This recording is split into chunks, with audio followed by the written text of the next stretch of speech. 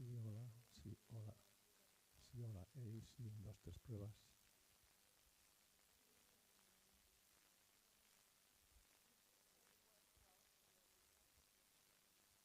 Sí, hola, sí, hola, un, dos, tres pruebas. Sí, hola, sí, hola.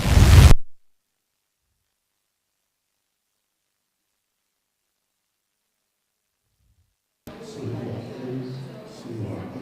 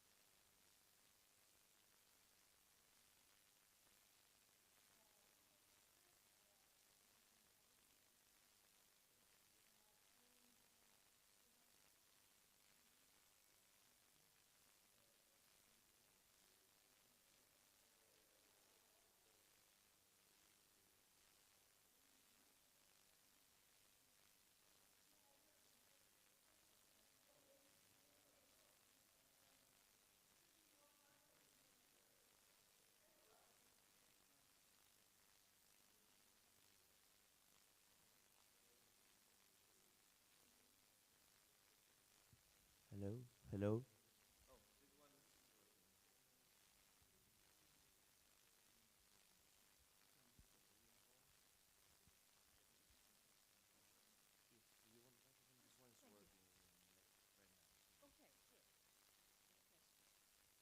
Testing, testing. That's good. Put it really close. Okay, now you hear. So maybe we use that because she put this.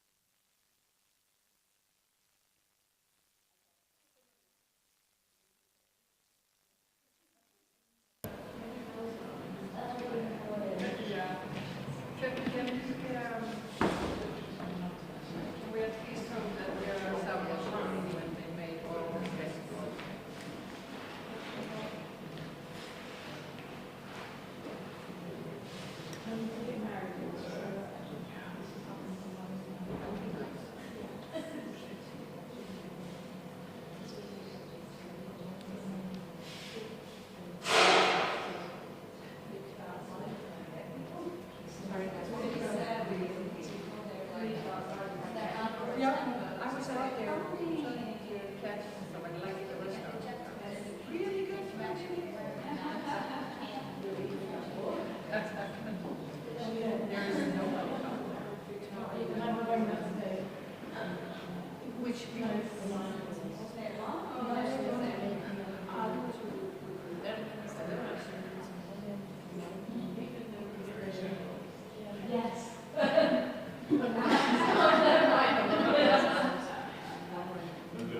Hello,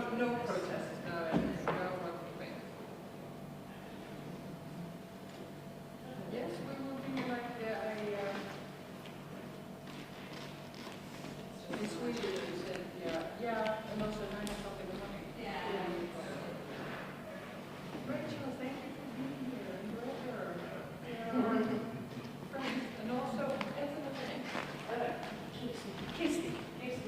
From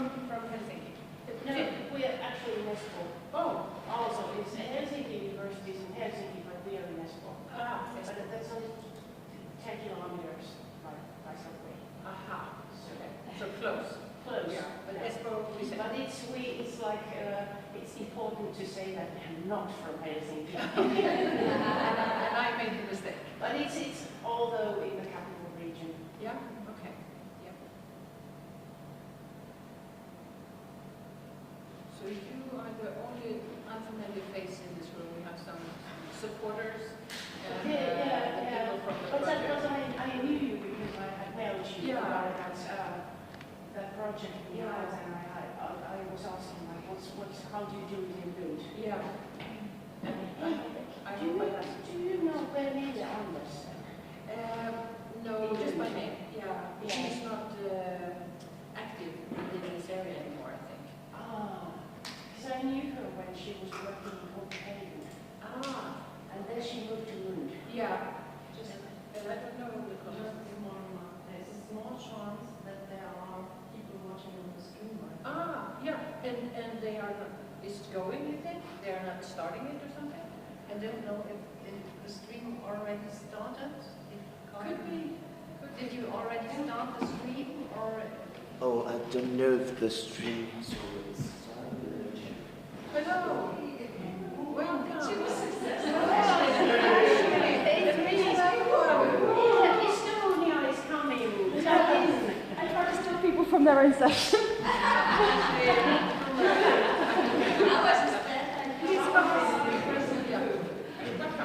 Yes, Yeah.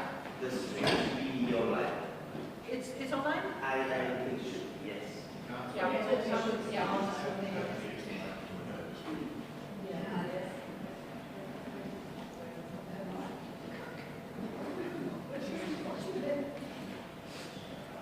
So hello, welcome. Good morning. We are a network from the UGLO Alliance, the European Alliance of 9 members at the time when we met this group, but now we're 10, so a new member, so 10, an alliance of 10. And we will present some work that we did out of a workshop connecting educational developers from all of the participating universities in the Alliance. So just giving credit to the people that went to the workshop. We're not all us here. Some couldn't make it here, but we want to acknowledge them. And here's a picture of us after the workshop, ending Lund, November, not very shiny weather, but you see, we're happy with the picture, so the work that we did made us happy.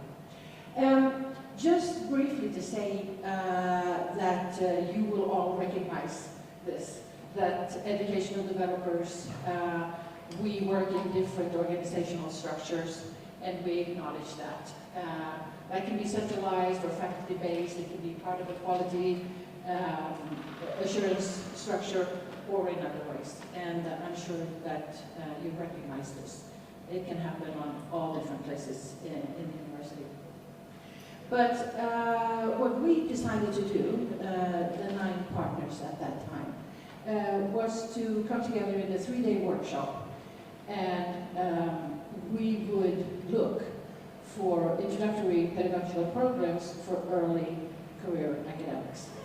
And the idea was here to bring what we have at each university, put it on the table, and discuss it. So how do you do? Why do you do like you do it? What material do you use? So just being visible about the material that we used. So for this session, it's a twofold message here. It's about a working model, a model that you can use to exchange ideas. But of course, we will also tell you a little bit about the results of our discussions. So the comparative discussion we had, we compared organizational context.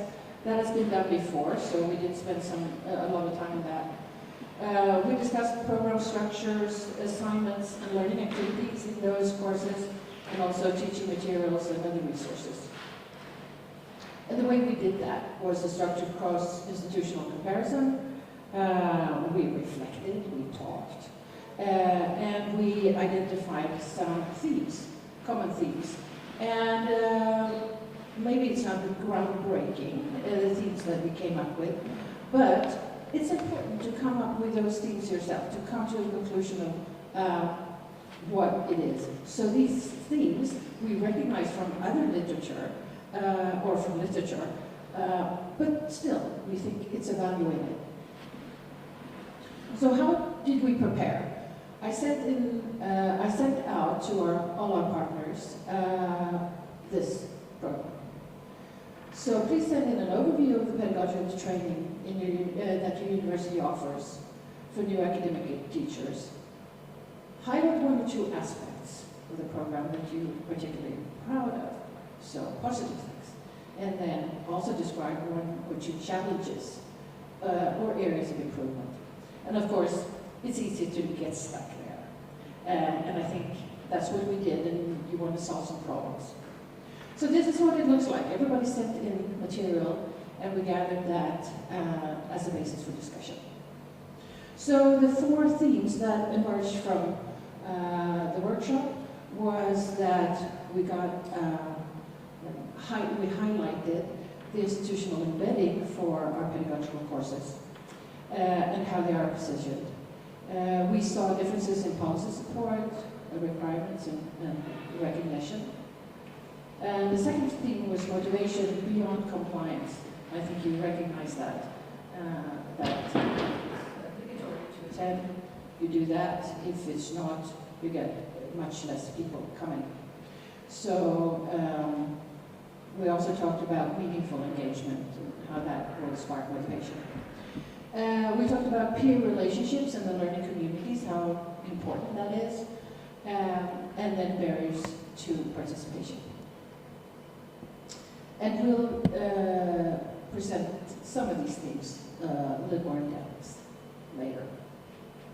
So the shared challenges that we came up with resonates very well, like I said, with the literature, and Mahoney and all highlighted these. And when I read the literature, I thought, this is exactly what we came up with. So nothing new under the sun.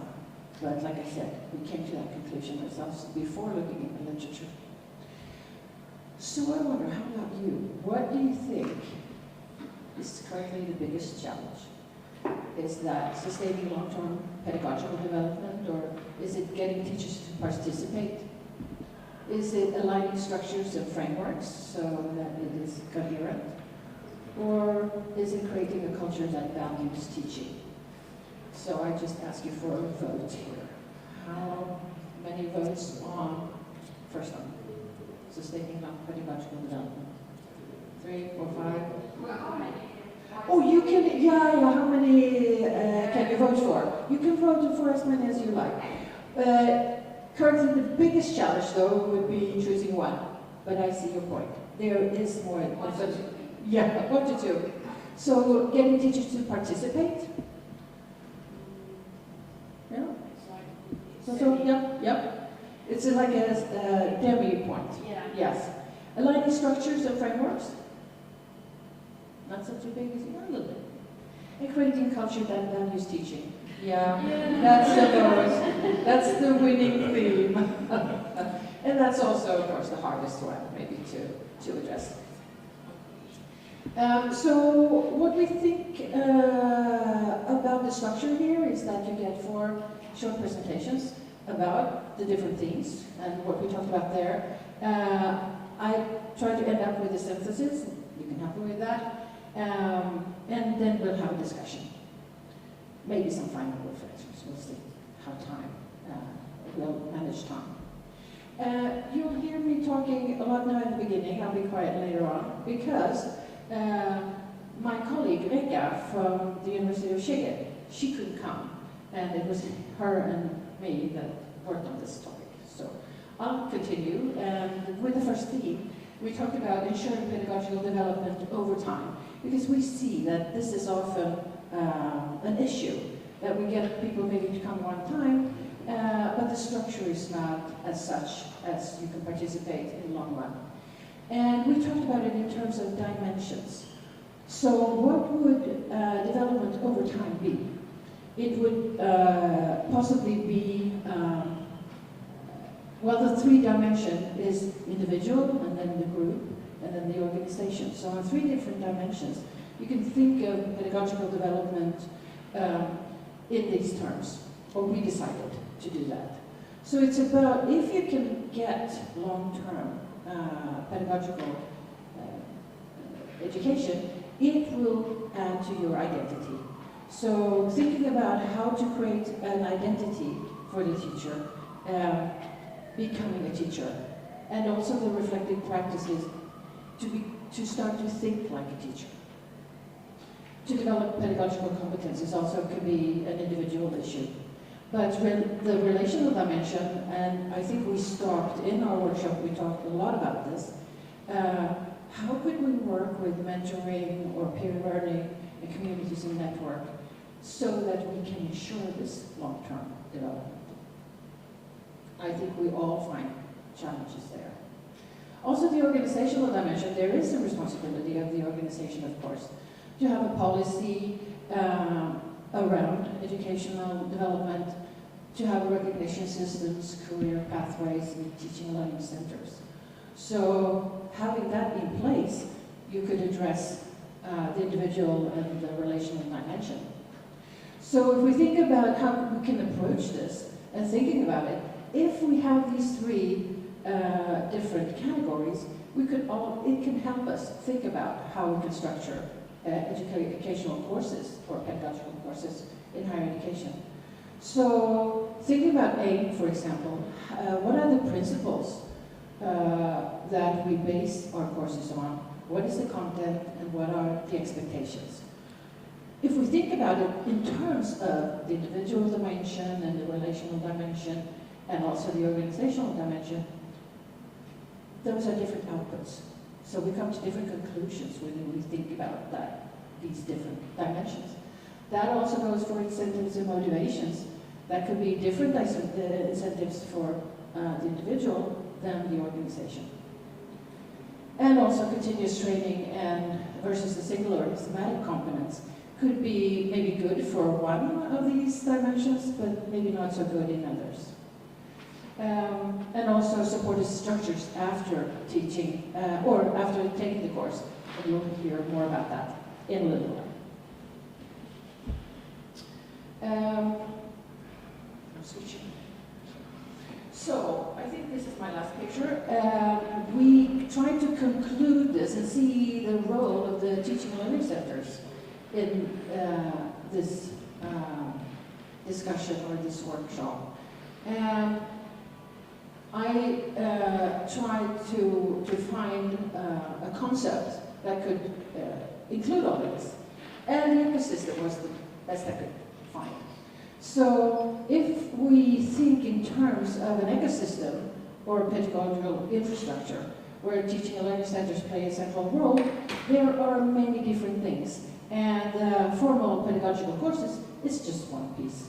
So at the same time, if we think carefully about what to include in the pedagogical courses, we could have different things in the ecosystem included there. For example, the mentoring system or the subtle initiatives. There are some things that leans on the organization to take care of, but we could try to affect it. So ensuring pedagogical development over time has, like I said, some dimensions to think about, and also maybe need for an ecosystem where different things fit in. So with this, well, at first we have a Padlet. It is or a Menti. Yeah, it's a Menti. Where we thought, there are so few of us, but we also have some people online. You could use this Menti to write down some questions or thoughts that we will take in the end of the session. And by this, I will turn over to the next theme, the theme of if we build it, will they come?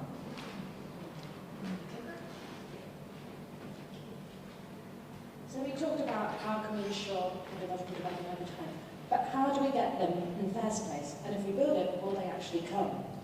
So we did a comparison of the mandatory versus voluntary programs for educational development. And as you can see, it's quite varied amongst our countries. So it's not just varied by whether it's mandatory or voluntary, but also there's a huge variation in the duration of these training programs. So in Porto, they also don't differentiate between new teachers and teachers in general. And also in the University of Toronto, there's a differentiation between PhD students and academic staff. And the academic staff have a mandatory component, whereas the PhDs, it's voluntary. It also varies in terms of whether it takes place on consecutive days or over the course of a whole academic year. And also, it's worth mentioning that the voluntary is generally more intensive and can also be needed for academic recognition, for teaching licenses, or then also for salary increases if it's mandatory. So we have all these differences between mandatory and voluntary, but one thing that links it all is that the training has to be of the highest quality. For voluntary, this is to get them there in the first place. This initial attraction, we have to make it good for them to come. We also need it to increase a snowball effect, because if they come and they find it good, they'll spread it and they'll get other colleagues to come and take part in these activities. So we need it to be really good to get this effect. For mandatory, we need the participation buy-in, because if it's not good, they'll go there, they won't participate actively, and also then they won't come to anything in the future, so they won't get the continued long-term development. We need it to be good for them to continue developing after the mandatory programs. So how do we increase participation in teaching development? So we looked at different methods that were being used at the different universities, and we found that we need to make it visible. If participants don't know about it, they won't come. We need to use methods like newsletters.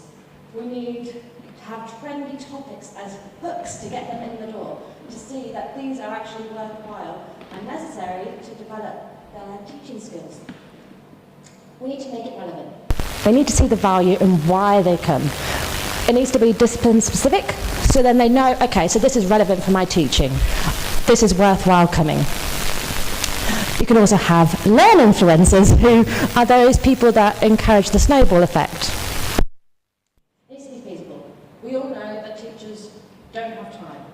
We need To make it very, very feasible with short sessions where they can actually see the benefit, have the time to do it, with flexible formats and support that saves time. So we need to make sure that it's feasible. It needs to be targeted. We don't just want to target those who are always really engaged and active and want to be there. We need to target everyone. We need to target those who don't normally come, so we need to outreach to underrepresented groups.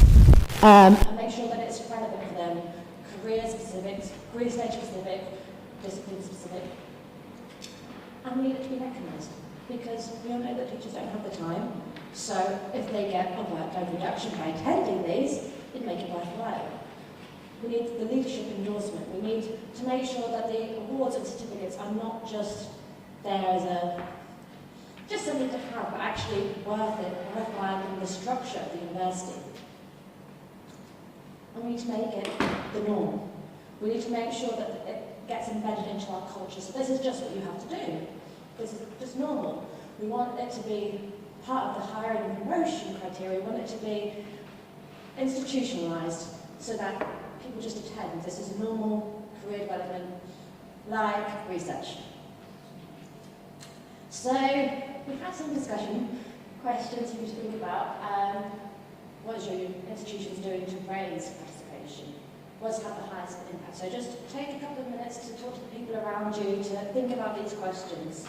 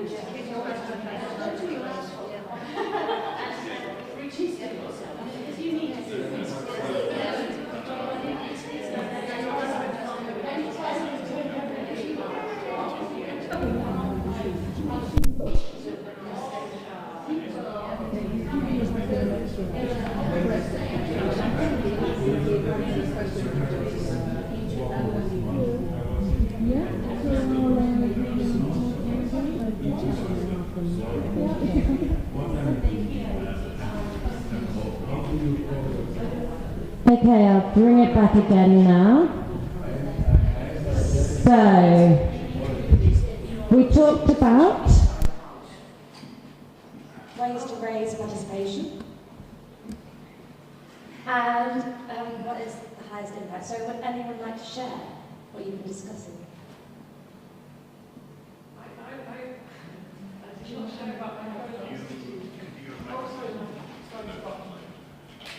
Hello everybody online as well, if there is anyone. I'm Rachel from Lund University. This is about my previous university. And I would say it's kind of Cultural change, what we focused on, and it took years, literally years. But by the time I left, I'm sure it's still the same. We had 70 people. masters in higher education who'd started with the compulsory course, and because they had credits, they kept going. So all the things you said were Required to make this work. But it takes time, and you have to start with small steps. So that's what I was talking about.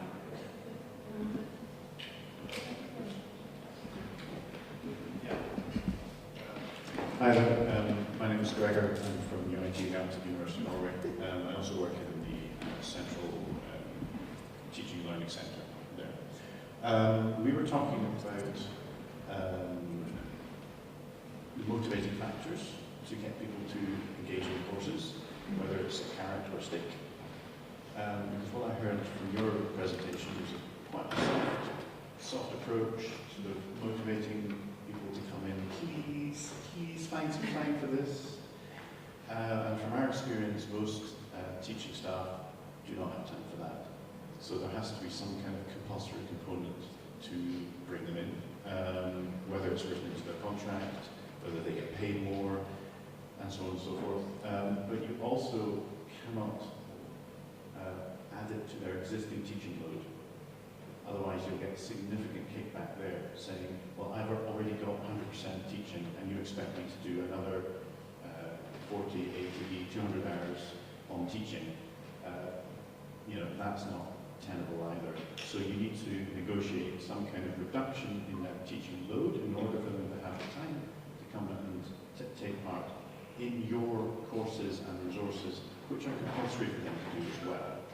So yes, this is the stick approach, but it does get things up and running. It does get people into your courses. I'm talking from UIT that has that 200-hour course.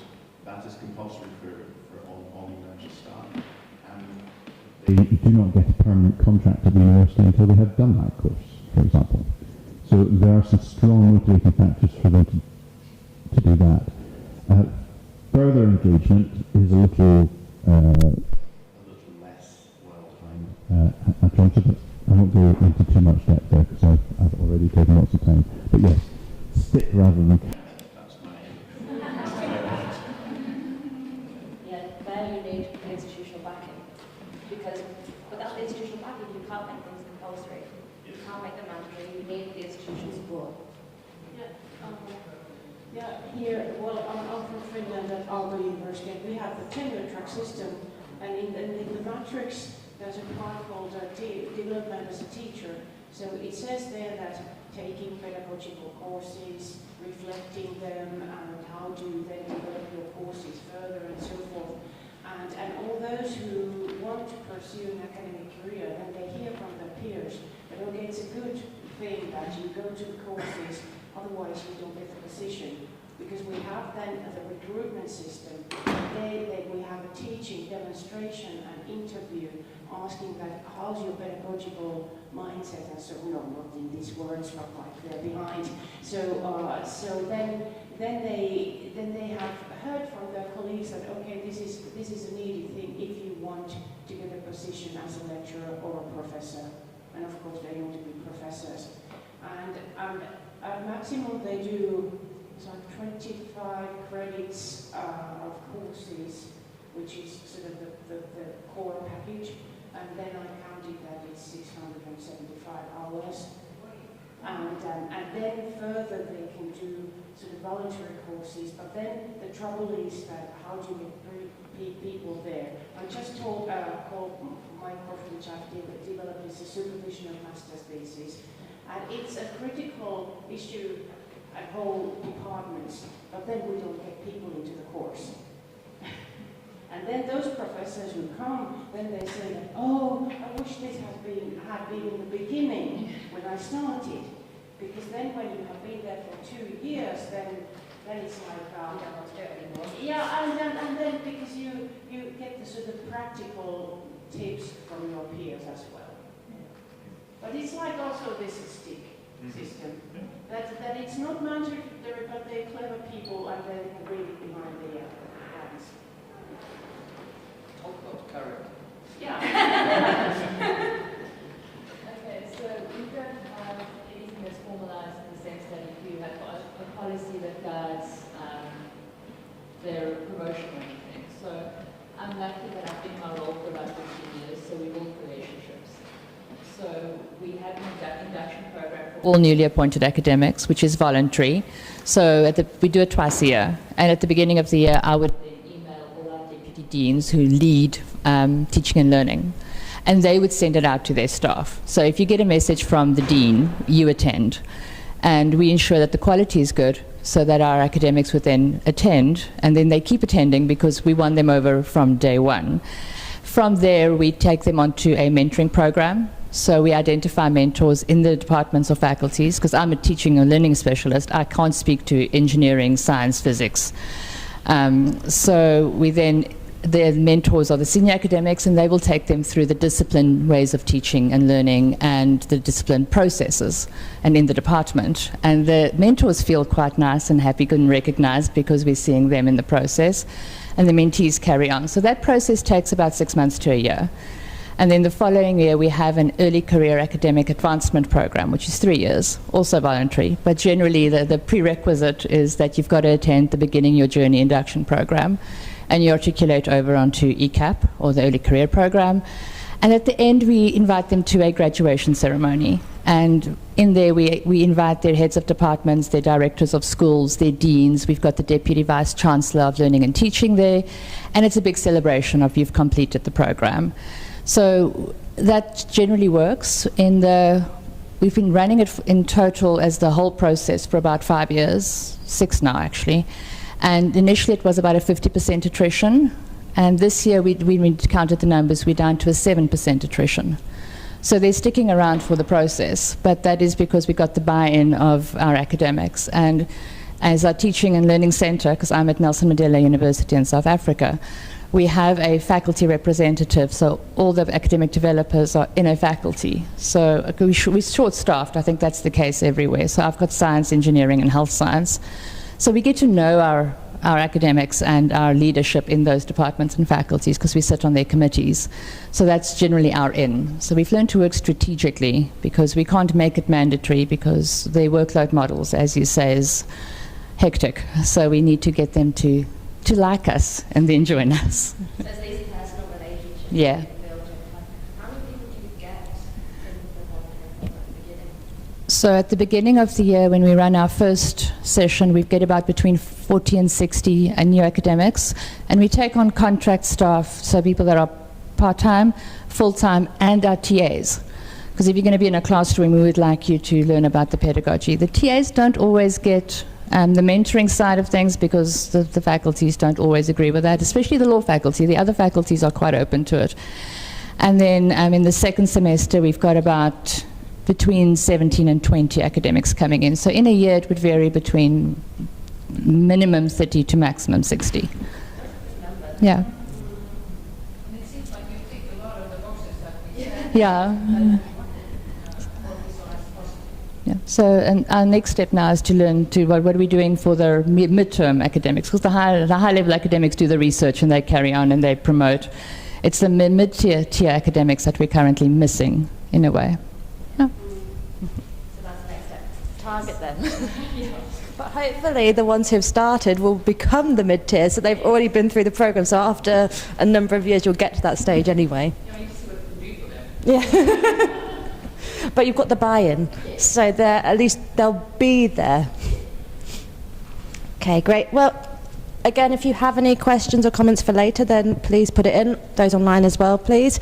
And then I will pass over, because we talked about how to get them there. Now we're going to talk about catalyzing this process. Thank you, Ashley. All right. Am I using the mic properly? Can you hear me? Good. We've chosen to call this section of the symposium Catalyzing Situated Learning. And the idea behind using the term catalyzation here is that, as we've just discussed, we actually get quite limited time in the staff training programs. A lot of the professional learning needs to happen in practice, outside of RVU. And so the idea is that what we do within the training programs needs to, in some sense, act as a catalyst of learning that occurs in practice, situated learning. And we found that this idea was a transversal theme that cut across the various ways of going about initial staff training within the UGLO Alliance. Even if we had such different approaches and models for doing this, this was something that kind of was an omnipresent idea. So digging a bit more deeply into this, we started thinking about, what does this mean? The catalyzation, what are we trying to catalyze? And the first thing that occurred was, to us as important, was perception. Trying to catalyze an ability to see and perceive what is significant, pedagogically significant, in a teaching and learning situation. The second thing was that we tried to catalyze reflection, a reflective habit, meaning that when we have been in a teaching situation, we look back on what has happened and why in the classroom, trying to learn from what we've just been through as teachers. Thirdly, we felt that it was important to catalyze deliberation, which is then looking forward, so looking for implications for future practice from what emerged in our reflective process. And if we can get the training programs to make participants more prone to perceive, to reflect, and to deliberate looking forward, then that, of course, will support their long-term learning.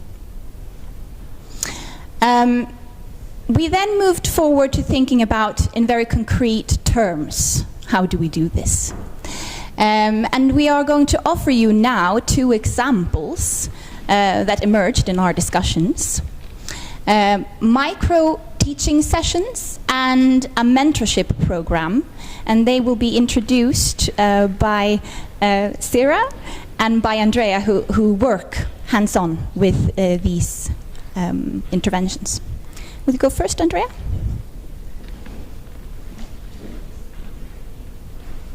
Thank you very much. Can I have the clicker? Thank you. Yeah, so I'm just going to introduce very briefly the micro teaching sessions. They're basically 15-minute sessions. Well, the whole session is 3 hours, but each individual teacher only has to work for about 15 minutes, where they just pretend to teach to a room of about 5 to 6 people, so all the participants in that group. And here, if they are brand new teachers, this might be the first time that they're teaching. If they are experienced teachers, we encourage them to try something new. And the idea is that in a bit of a safe environment, they get to try something, and also they get structured feedback. And they get feedback both from the person leading the session, that could be me or Gregor, for example, in our department, but they also get feedback from their colleagues in the room. So they get a bit more of a sort of pedagogical feedback, but sometimes they get quite sort of a bit more brutally honest feedback from the other person in the room, from the other people in the room. And what I kind of like about it is that it highlights key aspects of teaching, even though it's very small and it can feel quite isolated. Things like pacing really come up, because you only have 15 minutes, so you've got to be realistic about what you can actually teach in 15 minutes. And it does make the complexity of teaching visible in a low-stakes setting. It is quite low stakes, and that is something we get in the feedback. People feel safe to to try something, because they're not actually teaching students, they're teaching their colleagues. And then, the idea with it is that they reflect on it a lot. Like I said, the feedback is facilitated by a colleague, but then they all discuss what happened.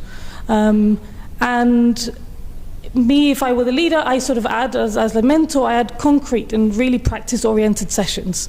So I don't tend to go into a tangent of all of these hypotheticals. It's like, what can you actually do if you were to teach this again, what could you do to improve? Sort of like really take home messages. And you focus on what worked, what didn't, and why. And this is sort of the conversation that we have. And it's real teaching experience. It's like a mini observation. And in terms of the deliberation of what happens afterwards, people have come out of these sessions with all sorts of experiences, but normally they really actually identify things to improve. And that can be learning objectives, like, I give them feedback, your learning objectives were actually not very good, and this might have led to the session to not be the best. But even, we have people who have developed their teaching portfolio project based on one of these sessions because of the feedback they got. They were like, actually, this is something I want to look further into. And yeah, it helps the teachers also get into the habit of receiving feedback on their teaching, which I think is something that is not really done enough. And you need to build a bit of a callus to hear that your teaching wasn't that good. But also, what can you actually do to change it? We don't have people who repeatedly come back to these sessions, but I think it could help build confidence and sort of this teaching identity as well. For the PhD students, a lot of them have never taught before, and the idea of going into a room makes them quite nervous, and this just breaks the ice and just gets them going. And for the more experienced ones, it could be they're not very comfortable with, for example, a specific digital tool because they don't know what the students see, and they just want to try that out. So, like I said, it just builds that confidence. And that's what the micro-teaching sessions. They used to be voluntary for the for the 200 hours and compulsory for the 30-hour course, but we've now made it compulsory for everyone because we thought it was quite powerful for everyone to go through this exercise regardless of their teaching experience. And that's it. I'll pass it on to Sarah to talk about the mentorship program. Thank you. So I'm going to talk about mentorship program as designed at University Paris-Saclay.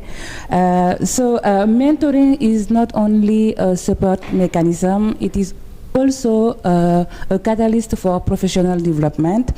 Through mentoring, new lecturers learn to notice significant teaching situations, reflect on their meaning, and yes, at University Paris-Saclay, we have designed a mentoring program. We all know that new lecturers face many challenges during their first year of teaching. So we have designed a mentoring program to help them during their first year of teaching. The challenges are multiple. It can be about students, it can be about assessment, about engagement, it can be also about workload, yes, and also balancing teaching and research. So mentoring meetings created dedicated spaces for reflective dialogue. New lecturers are encouraged to discuss successes or difficulties during that sessions and to identify what what happened, what worked, what did not work. Yes, we encourage them to ask questions. These meetings are very important for them to discuss with us and with other colleagues. So yes, we have 3 annual meetings and 3 occasions for them to come and discuss with us about their difficulties, about their opportunities, their successes, and they really like that moments they spend with us about all that things.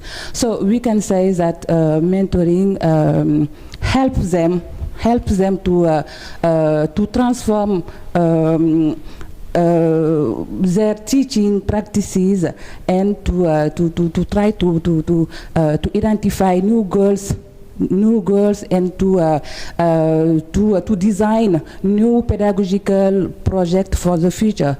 So at the end of the year, we make a form to ask them feedback, and most of them really appreciate that moments of mentoring. Yes.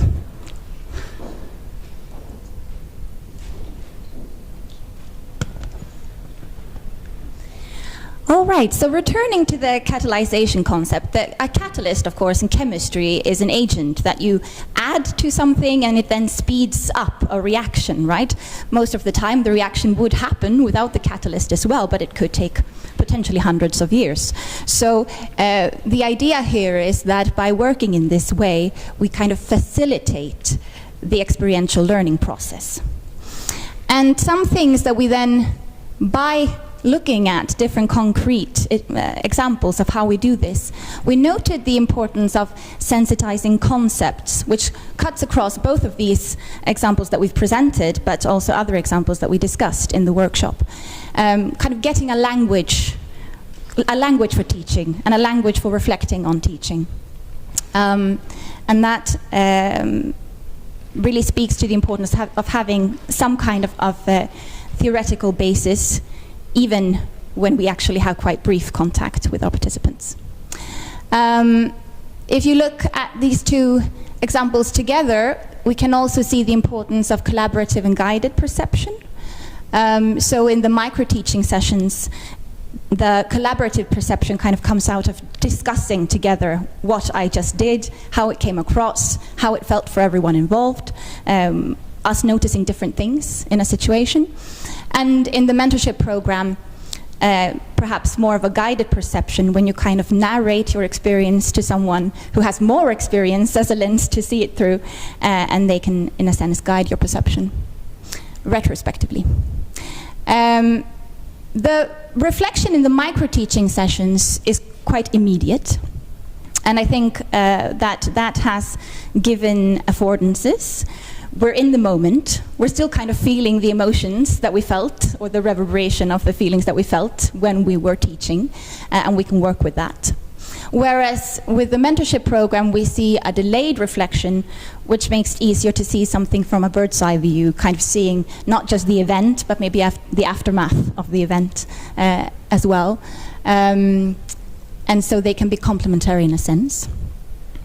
And looking at them together, we can also see that there's both an element of practical deliberation in the micro-teaching sessions, particularly when you're thinking about, okay, now I did this, I did it because I wanted this particular effect in this particular setting. Did it work out the way I wanted to? Will I do it differently next time? Whereas in the mentorship program, we also have this dimension of strategic deliberation, thinking more in terms of long-term planning, long-term goals. So also complementary. And now, of course, we're very interested in this. We're going to return to this question in the final panel discussion, but I think we have time now for a few brief comments, if someone would like to. If you're sitting online, you can also offer them this way.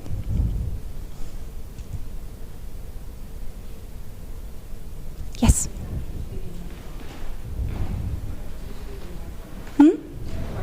Okay. Because Yes, I have a question to Andrea. For the micro-teaching sessions, I heard you say they don't come back. And then I thought, oh, they can come back. Because often you have a one option and you take it or you don't take it. But actually, so what you're saying is that you can come back and micro-teach and meet a group how many times you'd like. Yeah, I'll stand up so it's not. Yeah, I mean, you can consider setting up sort of more of the sessions to encourage more of, it could even help to the continuous development. And it could be something to consider. I just mentioned it, that more as things are set up at UIT now, it's just it's more of a one-off thing. But I think it would definitely, can you hear me? Is the microphone okay? Yeah. But yeah, definitely consider setting it up as a more, like every 6 months, just have the option to do it. Do you want to add something? We have that, as Andrea mentioned, it is now a compulsory part of both the initial program and the 200-hour training program, but it has previously existed as a standalone workshop. So we might want to consider also offering it that, because those standalone workshops are open to any member of staff, as well as being focused for the courses, but yeah, being open with a kind of open sign up. Yeah. So that's definitely something for us to consider. So thank you. Yeah, my question is, I always considered these micro-teaching sessions as a stepping stone to peer observations, that you do the micro sessions in a safer environment, but it's still a kind of fake teaching experience. I'm asking all of you, do you do peer observations? Yes, in Hamburg we do that. That's something I wanted to add. We have micro-teaching, but we have also in our new to teaching program, which is not mandatory, we have peer observations, and if they want to do a certificate, they have to do it, and this is so they just visit each other. It's really peer observation, and they have a guided feedback that they give each other, and this is always in the end reflection, one of the take-home messages, that this really is so helpful to have someone, and they know them from before, from 3 days workshop, so it's kind of, they know each other, and they choose who they want to have. It's really a good thing, and there are also some who repeat that on their own.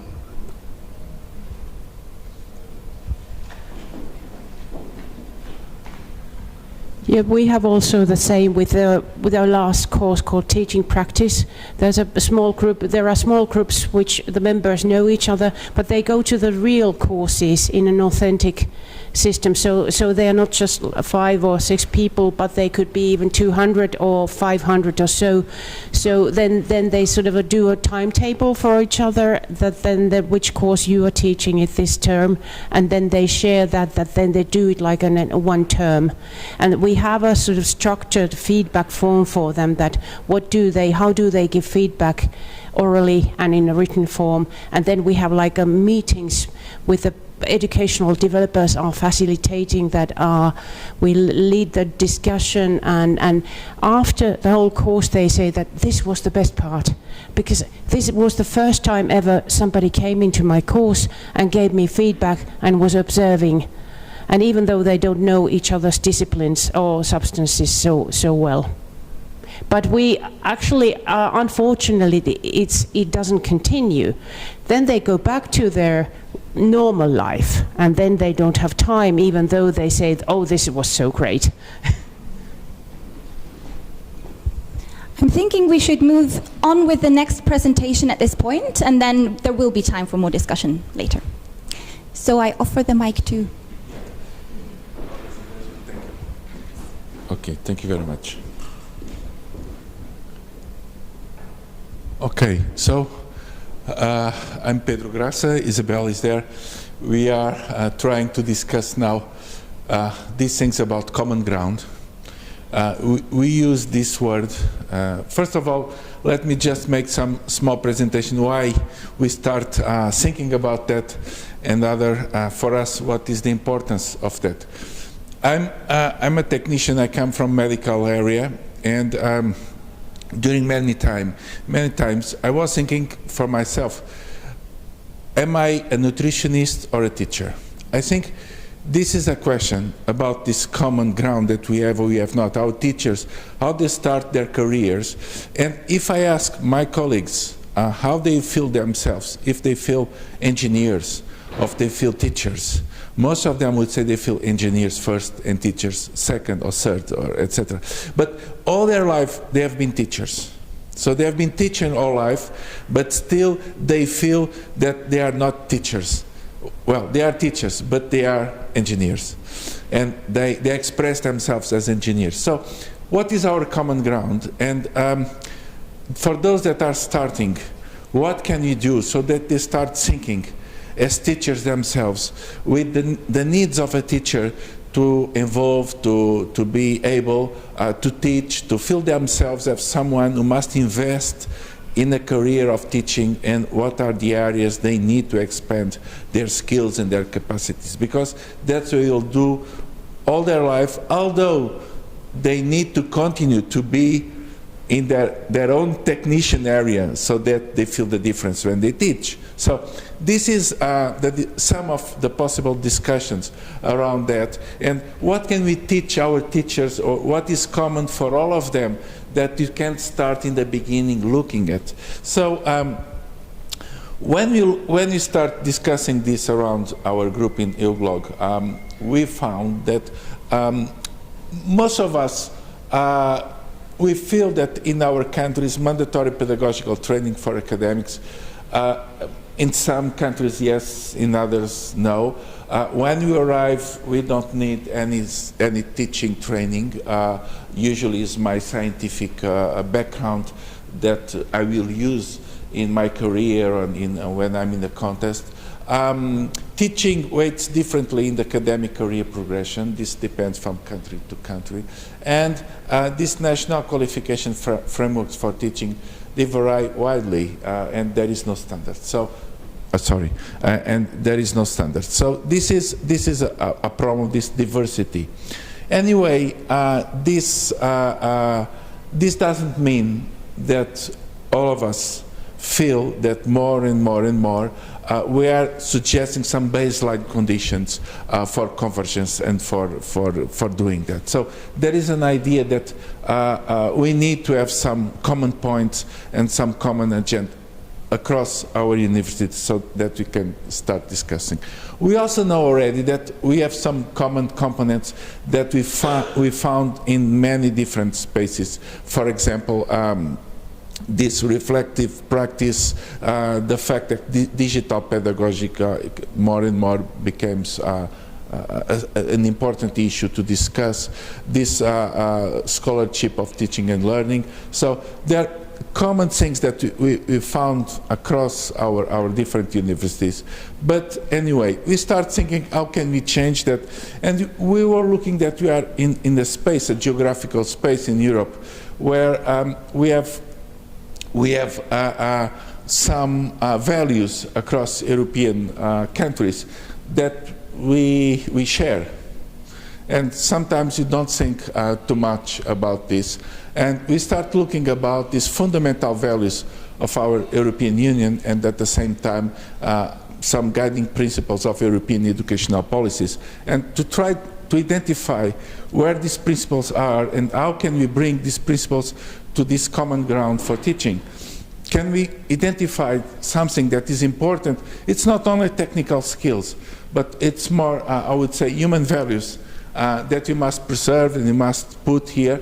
And especially because many of our students are looking for European training, and for our universities, looking for something that goes behind technical skills. So we are looking, what are these topics, these values, these pillars that we can try to identify, and then try to transpose this knowledge to some common background that we start with our teachers.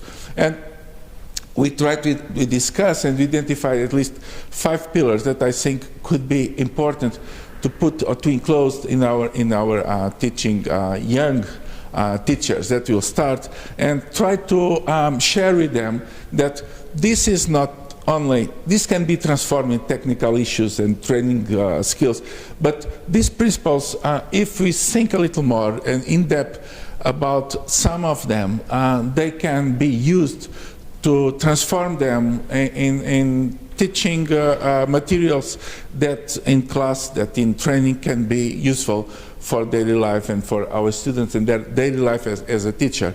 So the questions of human rights and democracy, and how can we share common opinions or opposite opinions in the room, also because we are feeling that in our classes we have more and more polarized opinions, and we need to discuss this with them. And even in science nowadays, it's a very contested area. In the past, I used to say, don't eat meat because of that.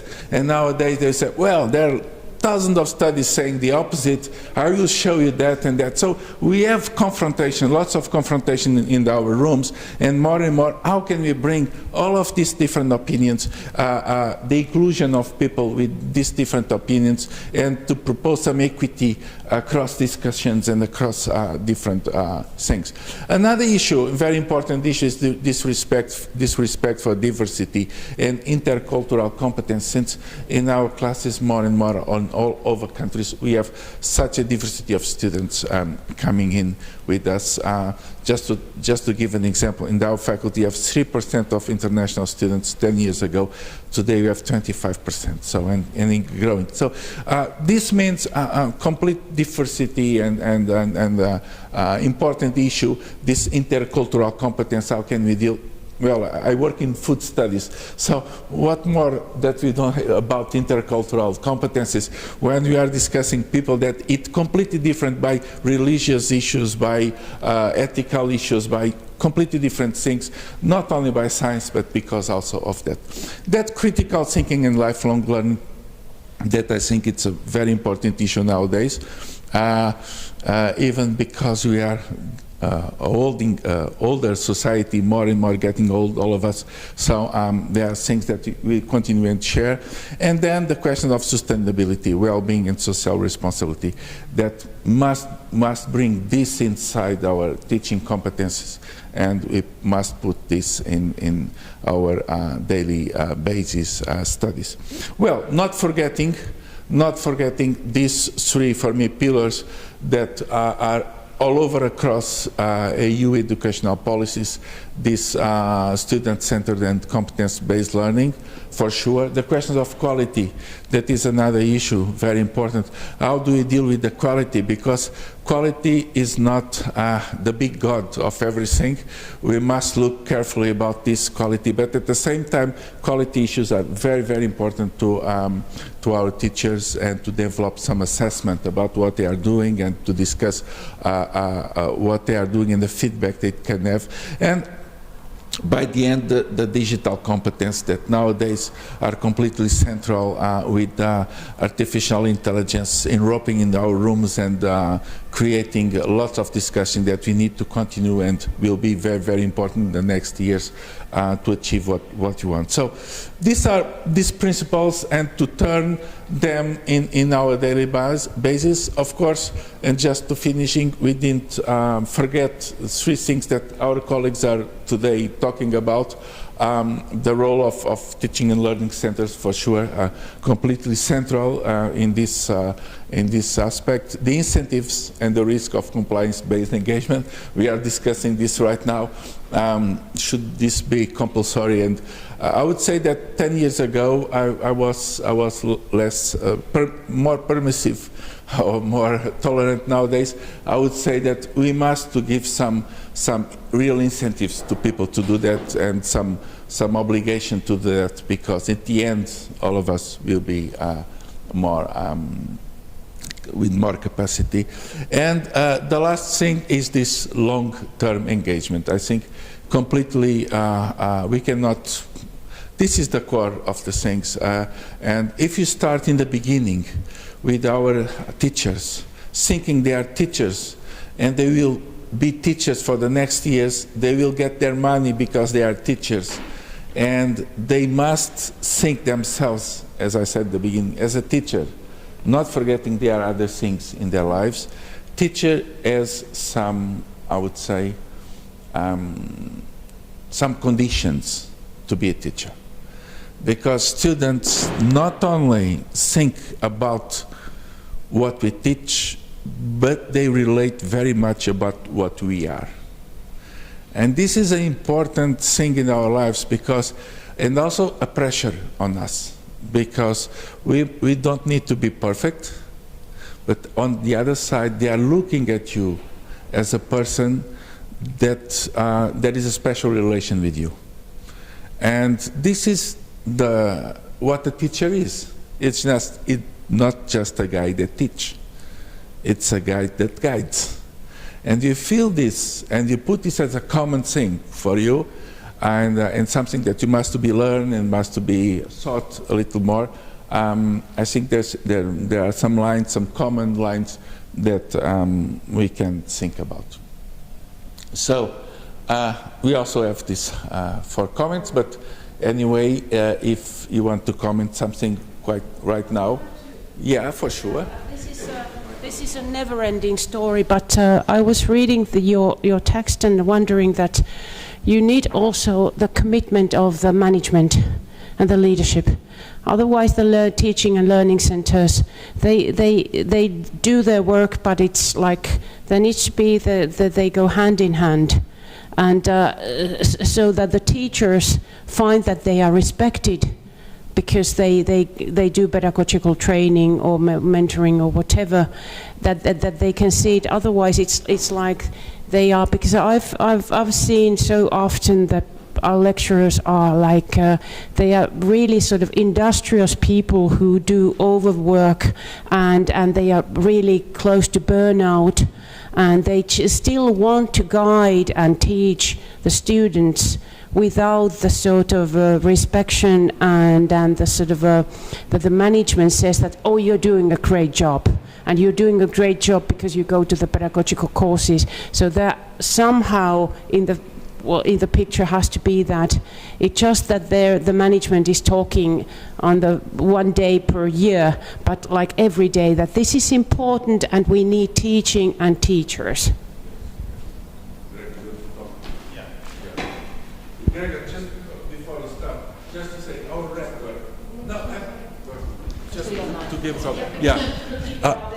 our rector, new rector, that started on 22 of June, so quite 1 week on the job.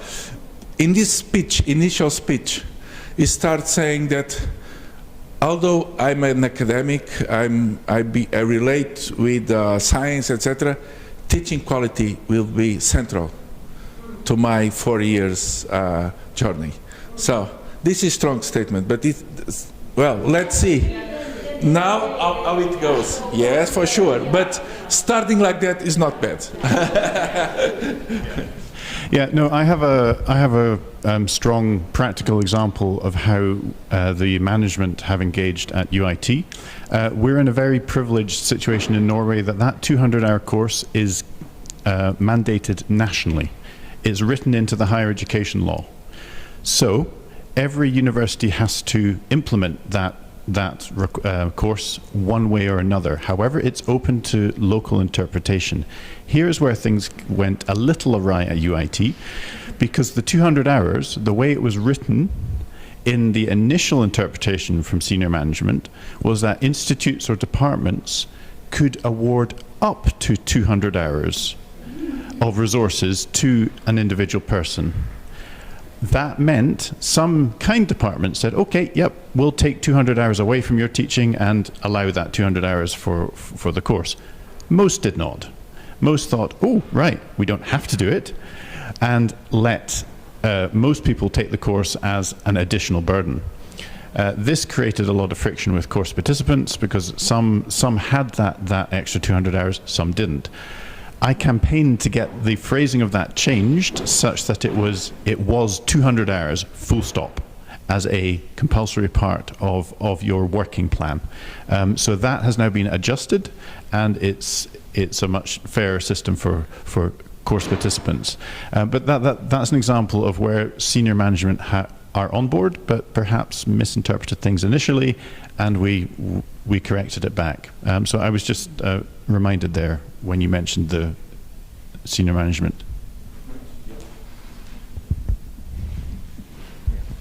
Just an example that in my previous university, one of the deans was part of this training program, and after that had a positive experience, and then really advocated for that. And in my current university, the vice rector of academic affairs kind of went through these trainings, and then was a strong advocate. So the first person you have to get, of persons, to your training is the deans, the vice deans, and so on. And I think that this really helps the other younger academics also to see that no, this is not. This is the culture that we do. Well, I think we can continue. Yeah.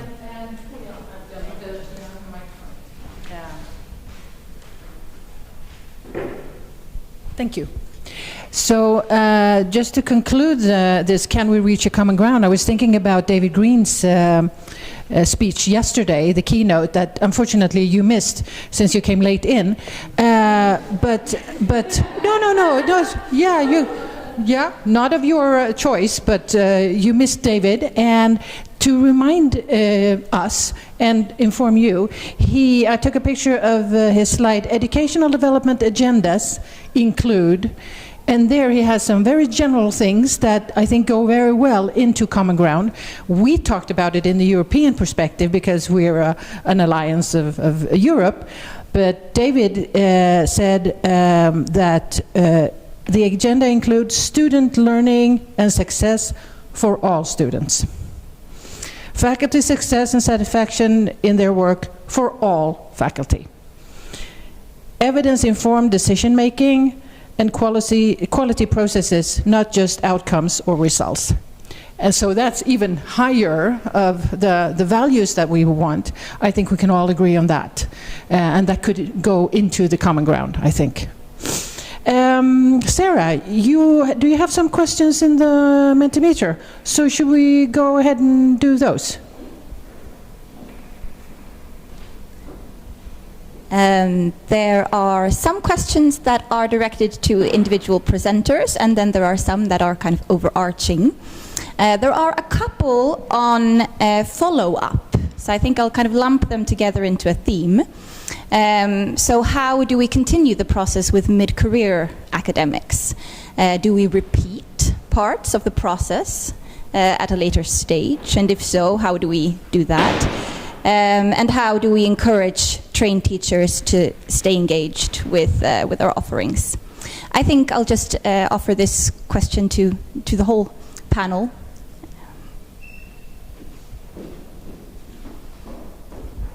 I think with keeping them engaged, and it's not necessarily repeating the same process that you would for new teachers because you're starting with very basic skills there, but keeping up with the trends. So new things where you need to get the teachers involved and to learn the new things, for example, AI. Teachers have been teaching for many years, but they haven't had the experience with AI, and therefore they need training. And so we need to make sure that we keep up with these common themes that come up and make sure that we have dedicated trainings for this.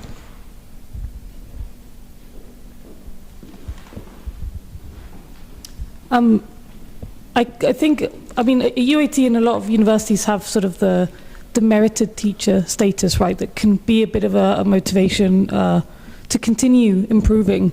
But yesterday I went to a workshop about sort of using the use of AI and building these portfolios, but what I took from it was just sort of breaking it down a lot more to just really emphasize that becoming a better teacher and improving is something that's going to take a lot of time, and that it's not something that you can just, you decide on in January that by November you're going to become this, and then you gather all of this data and evidence a bit like a bit like a madman, and a bit like sort of force it to be a bit more of a process.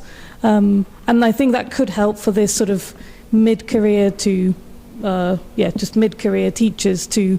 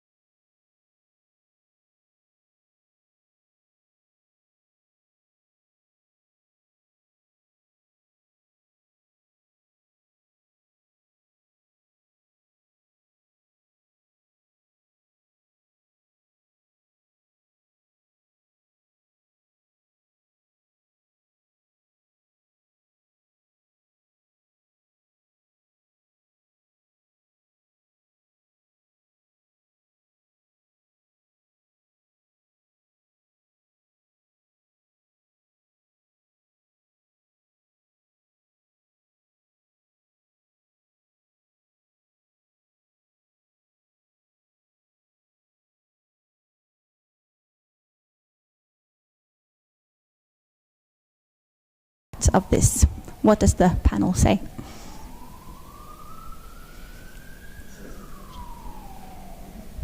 I'm not entirely against the idea of having the research and teaching side at university. Give people the option to be separate if that's what they want. You know, there's plenty of people that would happily just teach. I say just teach. It's said as if it's a really simple thing.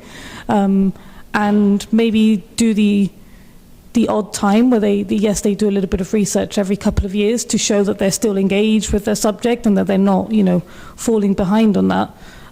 But also offer it the other way around, where they really do mostly research and their only teaching is invited by the main subject leader to do a specialist seminar or a guest lecture or something along those lines. But just give the option to people if that's what they wanted to do.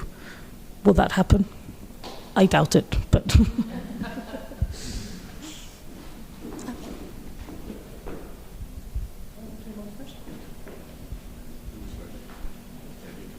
Okay. I totally agree that teaching and research should be related and go hand in hand. But there is a focus, like you said. Some people focus more on teaching and some focus more on research. And what our university did was to implement something which is called senior lecturer position. So it's not the professor position, but it's more like the ordinary lecturer position, so that teaching is not just a one-way street with the ending sign at the end of it, so you can go somewhere. Yeah, I had a couple of comments. The teaching versus research career tracks exist in varying degrees in the different members represented here.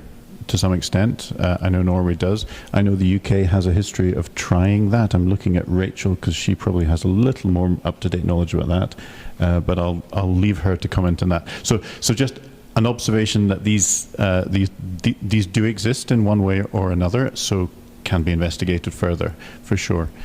But there was a comment somewhere about the transferability of the qualification that you get.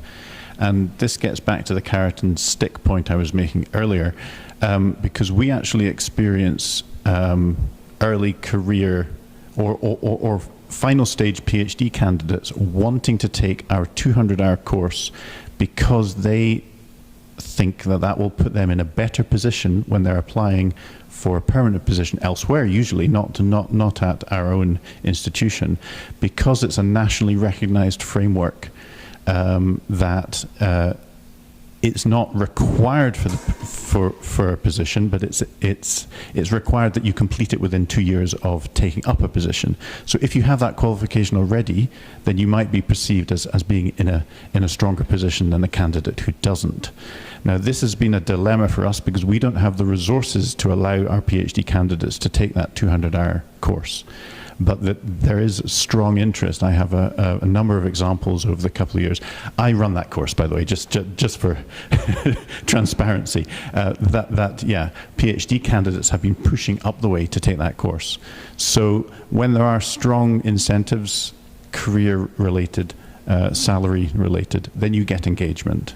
But that's, again, it's probably more of the stick example than the carrot, but it can happen.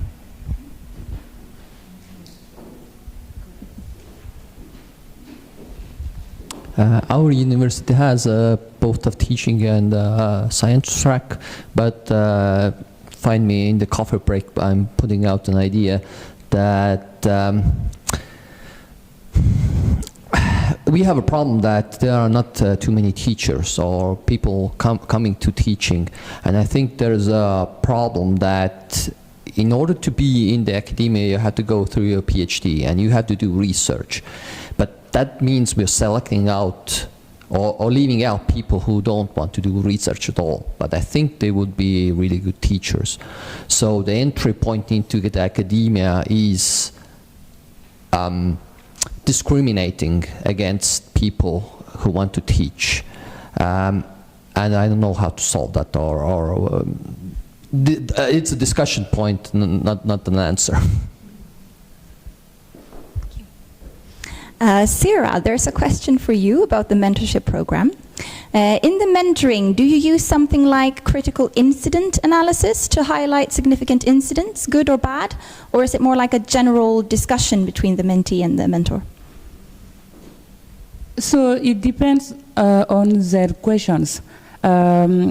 It's general discussion, but sometimes they come with specific questions about difficulties they are facing in their teaching. So it can be questions like that. The members who are doing this mentorship, we all have been trained to discuss about a topic, pedagogical topic, and also other topics which happened during teaching or learning. So we have different kinds of questions which teachers can ask to us. And we have a few questions about the micro-teaching sessions, Andrea. So one is the mix of learners in the group. Do you try to keep the groups kind of homogeneous in terms of how much teaching experience the participants have, or can the groups be quite heterogeneous in that sense? Also, yeah, I think we'll start with that. The only way that I would separate them is based on their language, what they pick, English or Norwegian. I quite like the mix of people. I think there's value for the younger ones in their career to see people with a lot more experience, but I also think it's really valuable for the ones with more experience to remind themselves what it's like to be back is in sort of the I don't really know what I'm doing phase. I also think it's where a lot of the transfer of innovation can happen. You tend to see that the ones that are newer want to impress people more, where it's us or the students, and the ones that have been teaching for a while, they might stick to something that's a bit more traditional. But by seeing this people experimenting with new things, so I don't really mind if there's mixed. Now that we're going to have a much larger group of people taking it, I think I'll probably more deliberately make the groups mixed. If instead of, at the moment it was, sort of just depending on the language, and some people were more experienced, some people were less. Now we'll probably have to think about it, but I wouldn't separate them based on their experience. If anything, I would mix them based on their experience. Shall we? One more question and then wrap up. Good idea. All right, so the final question then will be pertaining to AI. But actually AI is kind of just at the circumference here, because it's mainly about updating courses. Teachers are often reluctant to update finished courses. So how can we as pedagogical developers convince staff or departments to set aside time every year to continually develop courses, for instance, to make necessary adaptations to the AI landscape? Mm-hmm.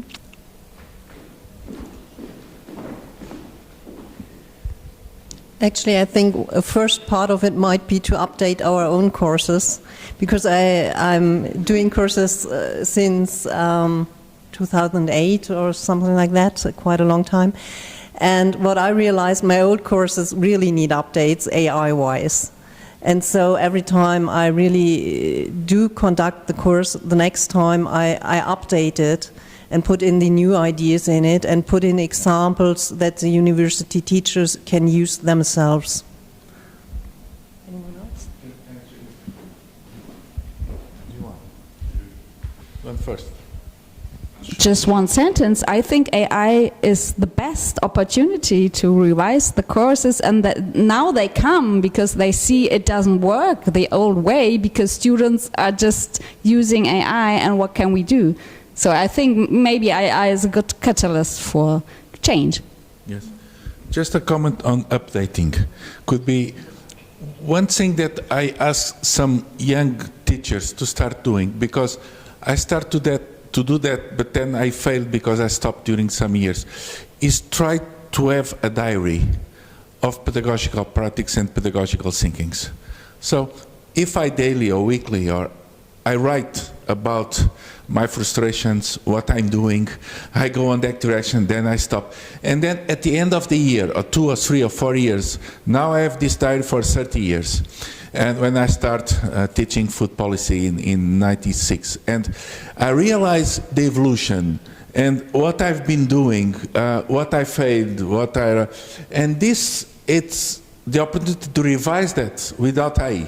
Without only my intelligence, not artificial one. I'm joking, but looking for all the progress and the things that we have done, it creates a strength to think without the needs of this completely thing that will say now it's on that direction. So think by our own and by our own experience. But you must write it, because we forget most of the things that we have done during the previous years. So I think writing could be a good idea.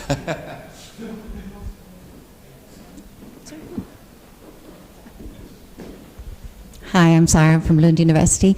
I think that some of these recommendations are really inspiring and really good. But one of the things that we haven't talked about today is what we're up against, and it is time. Teachers just simply don't have time. They have to prioritize differently. And you were speaking earlier about management and how important that is. But it's not just on an institutional level. It's on national level. It's on European level. We're up against teachers who can choose between research, where the conditions are really, really good, and teaching, where we talk about, the rhetoric is we talk about teaching loads. We talk about teaching burdens. We talk about it in terms that really recognize how much work and how much effort it takes for a teacher to try to keep all of these things together, because they're not just teaching, are they? They're administrating as well. They're supposed to be researchers and engineers and academics and produce or perish. So I think that's also, we are working along with those types of challenges as well. So I just wanted to recognize that's a challenge for academic developers also, that we really need to bear in mind as well.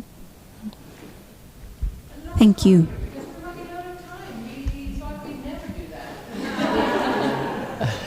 No, I wanted to give a solution to that. Don't leave the teachers alone in redesigning their courses. In our university, there's a program where the educational technologists help them. Basically, we are using Moodle or whatever LMS you're using. The idea was to support them in kind of integrating the options that the LMS has. But actually, to start with, what are your learning outcomes? How do you evaluate your course? And the teachers really appreciate the support that they are getting while redesigning their course. So think about that. This might be your next supporting option for your teachers. Don't leave them alone. It has to start at the management level. For instance, our departments, the department head has to know that who's teaching which courses, how large are they. And for instance, in Finland, we have to teach in Finnish, Swedish, and in English. So it's the multilingual issue, and then how, for instance, how much do they supervise theses. So again, the management has to know that how many. Some can sort of supervise 20, and some can just 1, and how that's like a sort of a HR or management question. Yes, of course.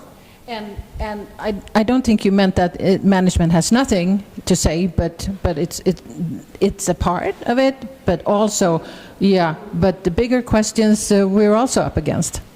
And supporting teachers, I was thinking it's good to support them for work that they already have to do. So coming in where works need to be done. Like I said, we're running out of time. Thank you for participating. Thank you to the Alliance partners and what you put into this presentation. Thank you for coming. And let's continue the discussion onwards. Thank you very much.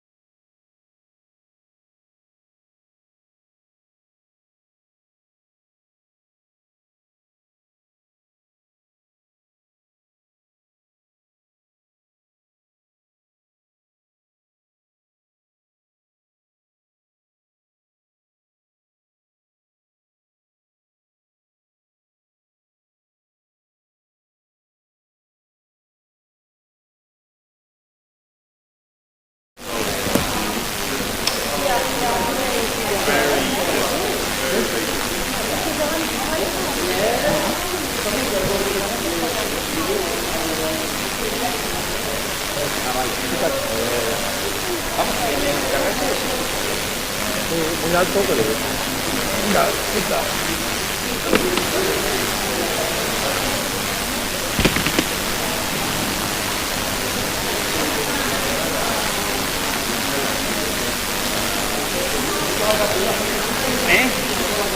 La M1.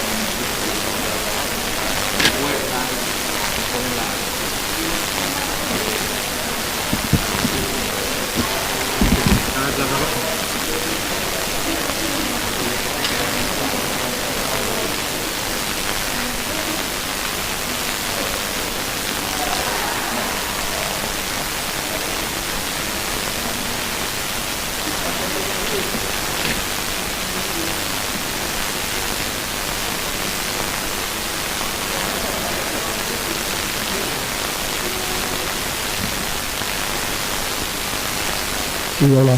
Sí, hola.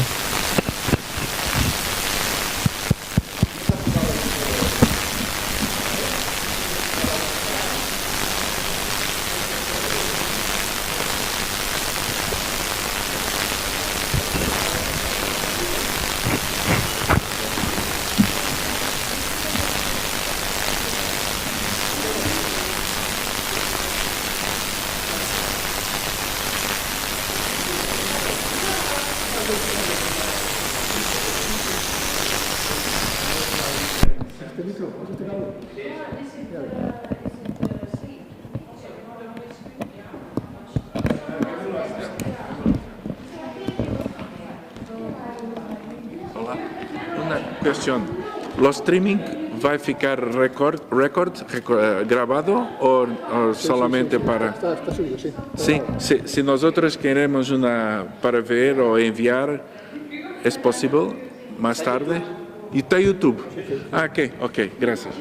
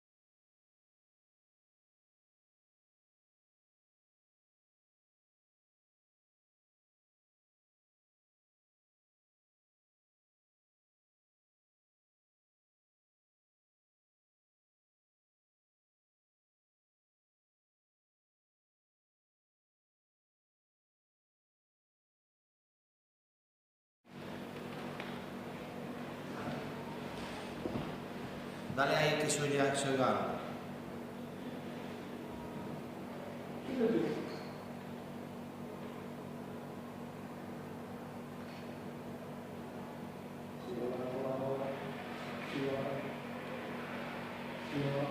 No entra.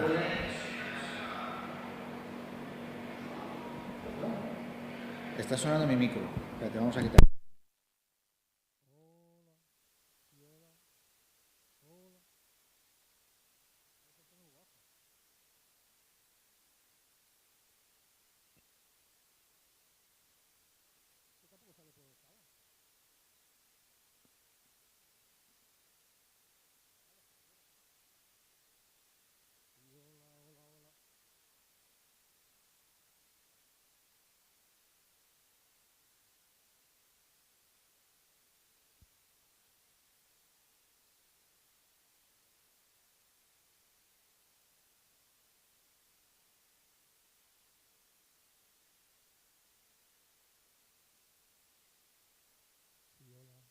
Hola, 1, 2, 3, pruebas. Hola. Porque no sabe nada, ni en sala siquiera. Hola. Sí, hola, hola. Sí, hola, hola.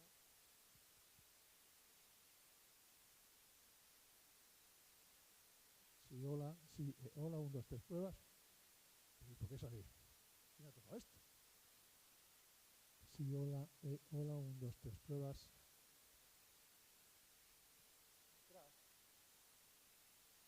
Que llega muy fuerte. No, ahora no. Ahora tiene que estar llegando muy alto. Hombre. Sí, hola.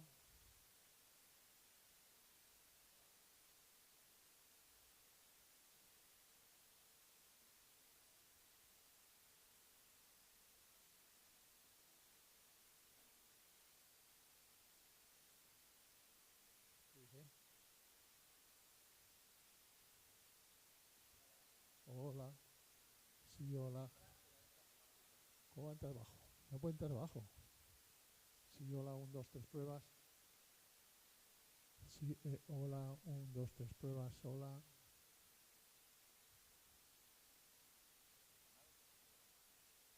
Sí, hola. Sí, hola, 1, 2, 3, pruebas. Ah, pero es que antes subía alguna saturación bestial. Lo que está diciendo es Hola, hola, hola. No es, ese canal subía mucho antes y ahora sube un poco. ¿Verdad que está bien? Mira mi Jofa. A ver si hola, 1, 2, 3, pruebas. Mira a ver qué. Mira a ver cómo está haciendo eso. A ver si hola, sí, hola, 1, 2, 3, pruebas. Hola, sí, hola. Sube. ¿Sube o no sube? ¿Sí? Pero es que sube con el máster. A ver, ¿te llega mejor ahora? ¿Llega o no llega? Pero alto. ¿Te llega bien? Sí, hola, 1, 2, 3, pruebas. Sí, hola. ¿Cómo te llega? Pero míralo en el bubómetro, coño. Que lo mires, a ver cómo llega. Sí, hola, sí. ¿Sube mucho? Venga, a ver ahora. Sí, hola, hola, 1, 2, 3, pruebas. ¿No te llega ahora? Baja. Pero no puede ir con el máster, coño, esto. Sí, hola, 1, 2, 3, pruebas. ¿Sabes cómo te digo? Coño, pero es que, pues entonces tienes que subirlo tú allí, José. Que a lo mejor lo tienes que subir tú. ¿Por qué? Digo la cámara. La cámara, en vez de dejarlo en automático, que manual. Joder, ¿por qué han entrado? Sí, hola, 1, 2, 3, pruebas. Sí, ahora va bien, joder. Sí, hola, 1, 2, 3, pruebas. Sí, hola. Sí, ahora pica muy bien. Pero a lo mejor está muy alto para la sala.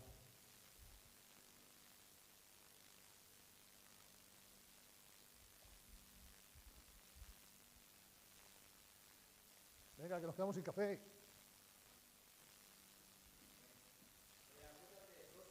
Espérame, José, mira. José, espera un momento, vamos a probar este canal. Mira a ver cómo suena, mira a ver cómo llega ahora. No, mira a ver ahora. Escúchalo. Escúchalo con los cascos. A ver si llega limpio. Sí, hola, 1, 2, 3, pruebas. Sí, hola. ¿No llega? Oye, ¿de los pies pinchados? Vamos a la cámara, hombre. Sí, hola. Bueno, espérate.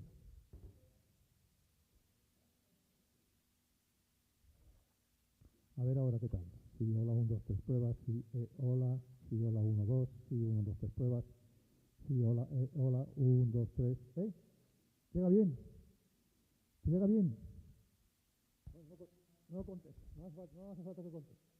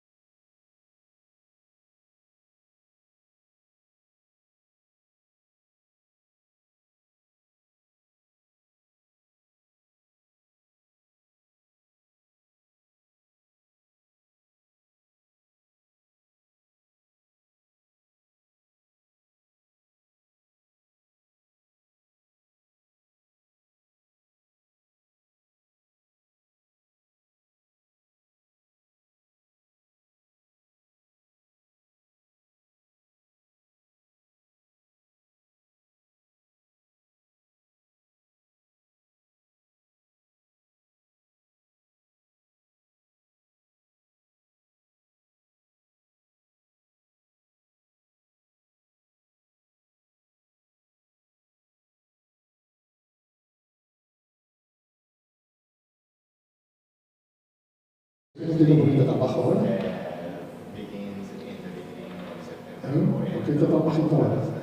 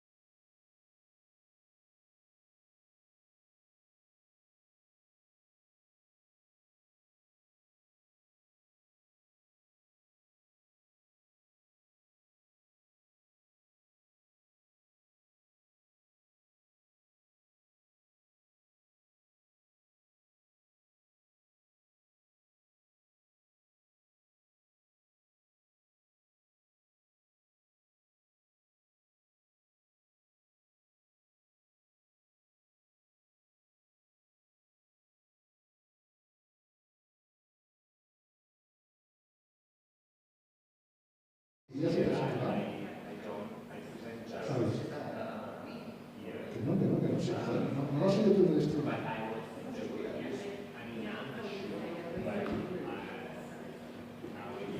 Sí, hola. Sí, hola.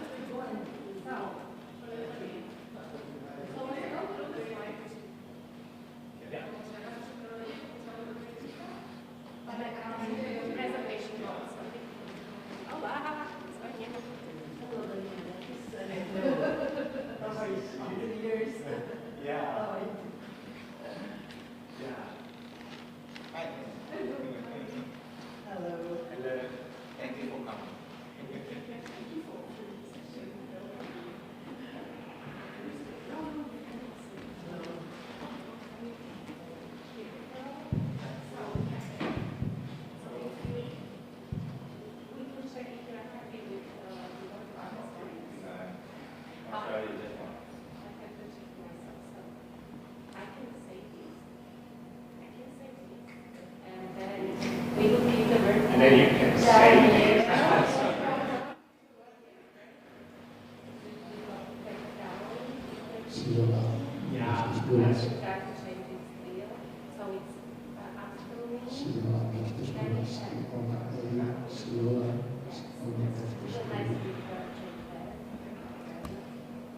Sí, hola, nuestras pruebas. Sí,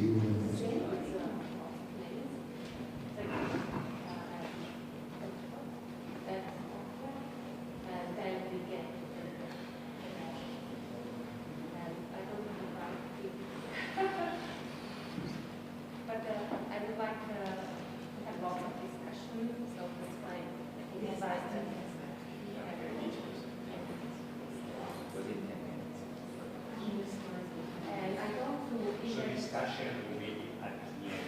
So if you just go through. If they have a question to ask us at class, maybe it's better. Yeah, I think so. Also, I can't make class changes, sorry. See ya.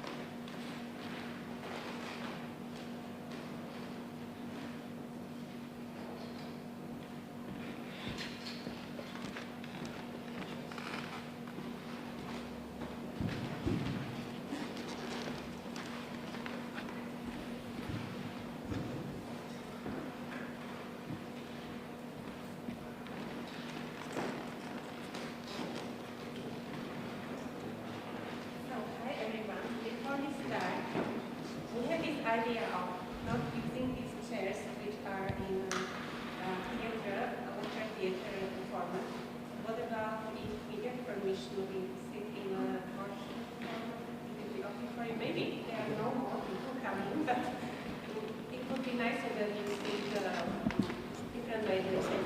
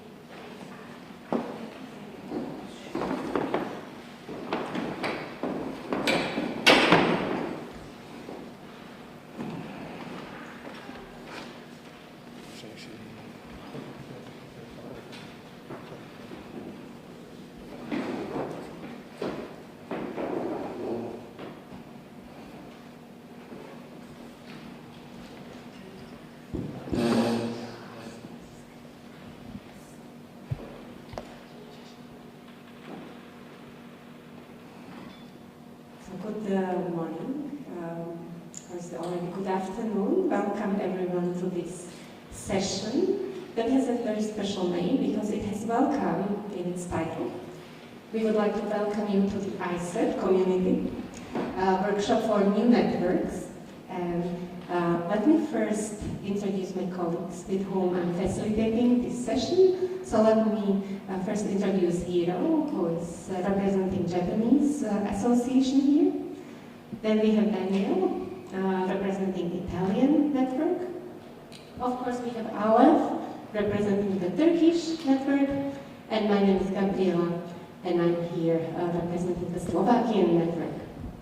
And who is the most important here is, of course, you, because you are potential and new members of the ICED, and we hope that at the end of this session we will know each other better. And what's important, this session will allow you first to summarize the practice or to hear the summaries of 4 practices in 4 countries. That's us. How we established our networks, because it was not that long time ago, and hopefully we can learn from each other based on that experience. Second, it will hopefully, this session will hopefully help us to identify the key lessons learned, because we all struggled, we all had to come through challenges, and for sure we learned from them. So this will be very synergic from what we are going to do here. Third, we hope that this session will allow all of us to exchange and critically reflect on diverse perspectives from colleagues across networks.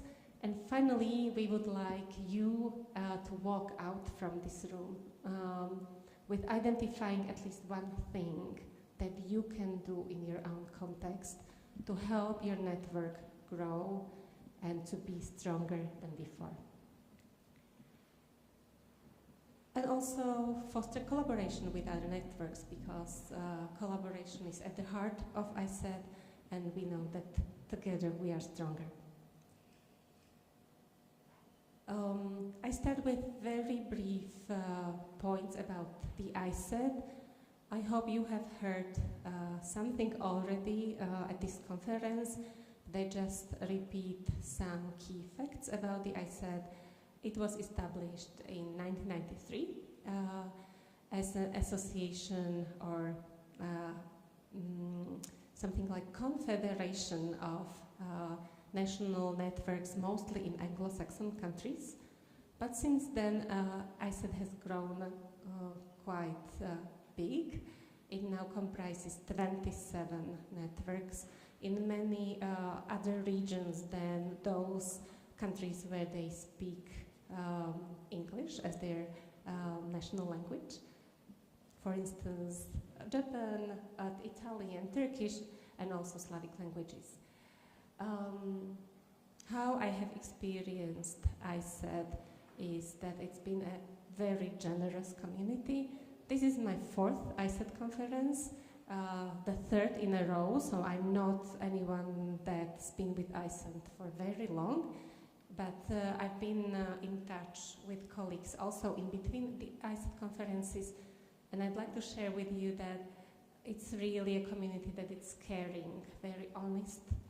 There are people who really always showed trust in me and empowered me in what I was doing, which gave me the courage also to organize, together with my colleagues, this workshop that hopefully you will experience the same as what I've done, what I've experienced, and this will give you the wings that you for sure need in your context, as I can only imagine based on my experience that you meet so many challenges, and when you come back you need this empowerment and you need these wings. So with the ICED you can grow stronger and you can be more confident in educational development, which is something very often not recognized and not known in our countries. With this, I would pass the presenter to Daniel, who will tell you something about how he and his colleagues established their Italian network. Thank Thank you, Gabriela. Thank you, everyone. So I'm Daniele from Italy, from the University of Trento, which is northern part of Italy. I've been part of our association, not from the beginning, but since 2020. The association itself is born in 2017, but we joined ICD in 2021. The general idea was to promote collaboration inside the nation, because there was a lot of singular people working to faculty development, but there was no organization between them. And also we had contact with international people working on it, and so we thought that would be important to create that network. Also to create, especially on a national part, actions for all those sparse people that were working on it, and also to broaden relationship with international network and create research about what we were doing, because we think our association thinks, and I see things also, it's very important part also to share results and efficacy of actions. So we started at the beginning with 7 universities. To be honest, the university members are the same now. We are no more, but there are more people from other universities that doesn't join as members as university, but we are now, there is now more buzz around Italy about faculty development and academic development, and there are now several little conferences where every one of us, of our association, is going into universities in Italy, but we have one general conference that is held in Genoa every year. And so we adopted a level system, so a micro level, so a nucleus of people of ASDUNI in each institution. And if it's not an institution that adhere to ASDUNI anyway, they are in contact with us. Then a meso level, so we sometimes do events with 2 universities or 3, and then we have the national activities that happens in Genoa every year, and also sometimes in other cities such as Palermo.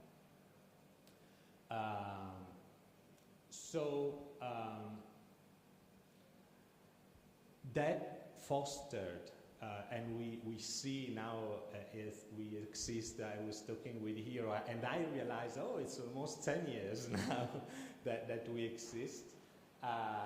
And you can tell there's much more attention, there's much more discourse in Italy about it, starting also with national doctoral programs that thinks about faculty development as a main theme. For example, there are much more programs for faculty in each university. We saw peer mentoring projects. We saw requests from professors that want to join. And so, in general, there is much more, it's like the academic community understood that it can be not just to the single benefit, because I will be able to do better my job, to teach better, but in general it amplified the discourse around how important it is to speak about teaching and not just research in the academic community, and to do research about it, scholarship of teaching and learning. So we created, I mean, they constituted themselves because it was a bottom-up process, 6 special interest groups that one is peer observation and mentoring, pedagogy and disciplinary teaching, how to start faculty development in an institution, that's another special interest group, how to recognize efforts from professors that try to do better on that side, and online faculty development and research in faculty development. There's a big now discourse about online communities and also blended teaching and learning, etc. And being part of ICD since 2021 really opened the world to us. We learned a lot being part of ICD. We connected to other communities, other networks, and really we are doing a lot of research with our peers in Germany, Romania, etc. All people that we met coming here. So it was really a very enriching experience. And bringing also showing people in Italy that that's not just us, but it's a global movement that excites them, that make them think something that they thought, but that they have proof that's something important. And I have to say that the community of ICD is very a welcoming community, and so I mean, no one that came to these conferences had, I mean, everyone was very happy about the welcome they received and the help, the prompt help from others. Yes, so just to conclude, I think I'm doing too much, but just to say that it's not all roses, I mean, very committed, etc. But actually, we are struggling to contact old university, to have people on board, people that doesn't experience, for example, conferences like this. Having them on board is not always easy. So we are trying to make more people participate, basically. Thank you very much.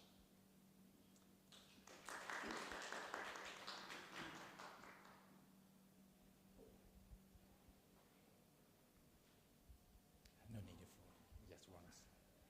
Hello, everyone. Hi, my name is Hiro. I'm from Japan, and I'm working for the University of Tokyo. I'm very glad to be here and to be with you and to be with my international student, Gabriela, Daniel, Aleph.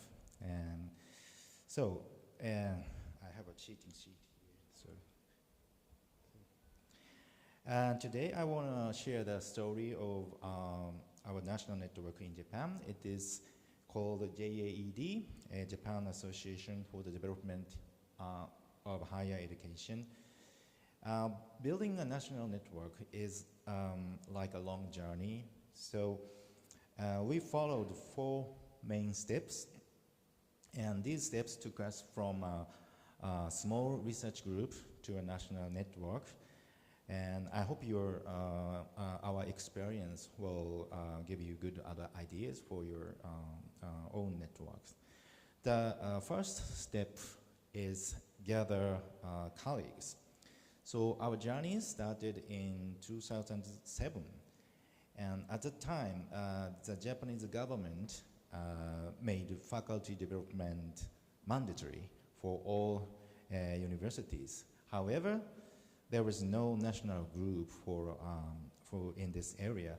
So a leader named Keiji Kawashima, he started a small research project. He was working for the Ministry of Education. That's a point at first. So when he gathered colleagues, he did not just look for famous researcher. He looked for people who had a sensibility for collaborative work. That's a point too. And he invited young academics like me. I was young. And they wanted to talk and work together as equal, very flat relationship. To make our bond stronger, we started the Shonan training camp in 2008. So camp sounds, like boot camp.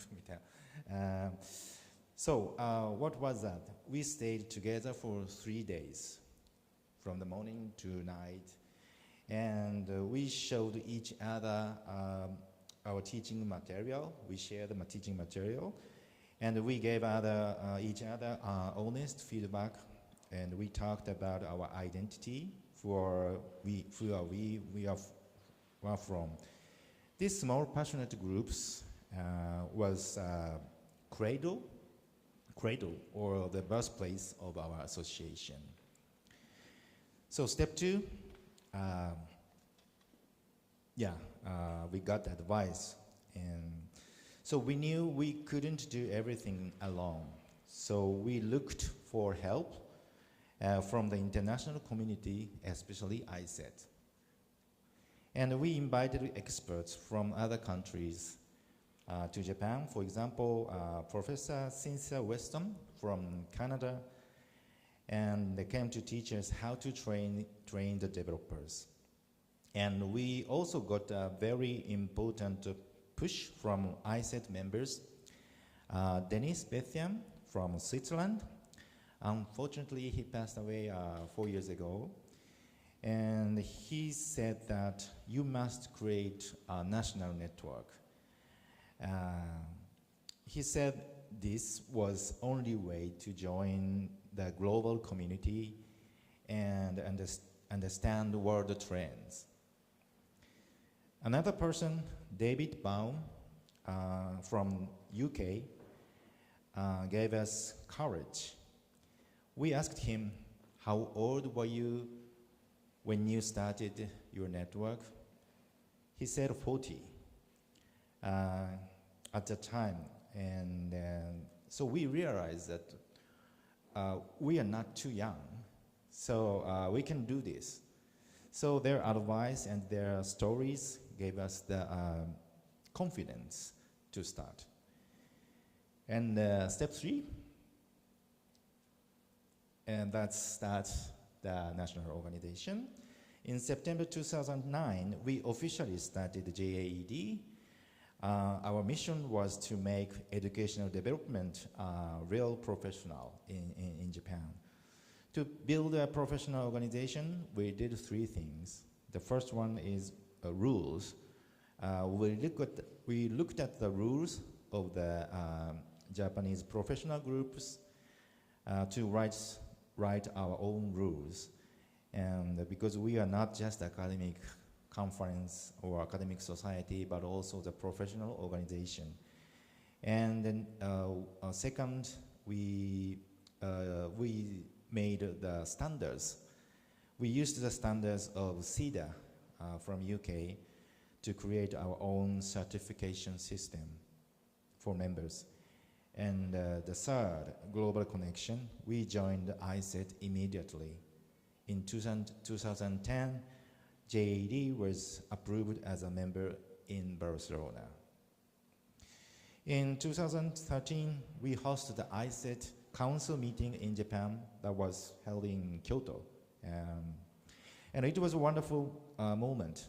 Developers from all over the world got together and they came to Japan to share their problems and challenges and the successes. So we also had 2 symposiums for Japanese academics and administrators and policymakers, Kyoto and Tokyo. We felt that we were finally part of the global family. The last one, step 4, run a sustainable organization. The final step is the most difficult, sustainability. So after a few years, we focused many problems. Everyone was getting too busy. Our original plan was too heavy. So our second president, Hiroki Oki, he decided to streamline our activities. So we stopped some rules that were too difficult to manage, and we focused on what was the most useful for our members. So now today, JAED is very active. We have 50 members now, and our first president, Toshiki Nakai, recruited new and very active members, and we were able to expand our activities. Now we have several workshops for new faculty developers and academic advisors and curriculum coordinators. And also we published the textbooks for educational developers, and most importantly, the Japanese government now listens to us, and some of our members became the advisory board members to make a higher education policy in Japan, including me. So we moved from a private study group, research group, to a public policy partner. So I will conclude. To summarize our journey, so the gathering colleagues who love to collaborate is very important. And the second, ask for advice from the international community, like I said. And the third one, build a formal structure based on the global standards. And the last one is stay flexible. So change your rules to match your members' situations. So building a national network takes time, but it is worthwhile, I think. So thank you for listening, and we look forward to working with you in the ICED community. Thank you very much.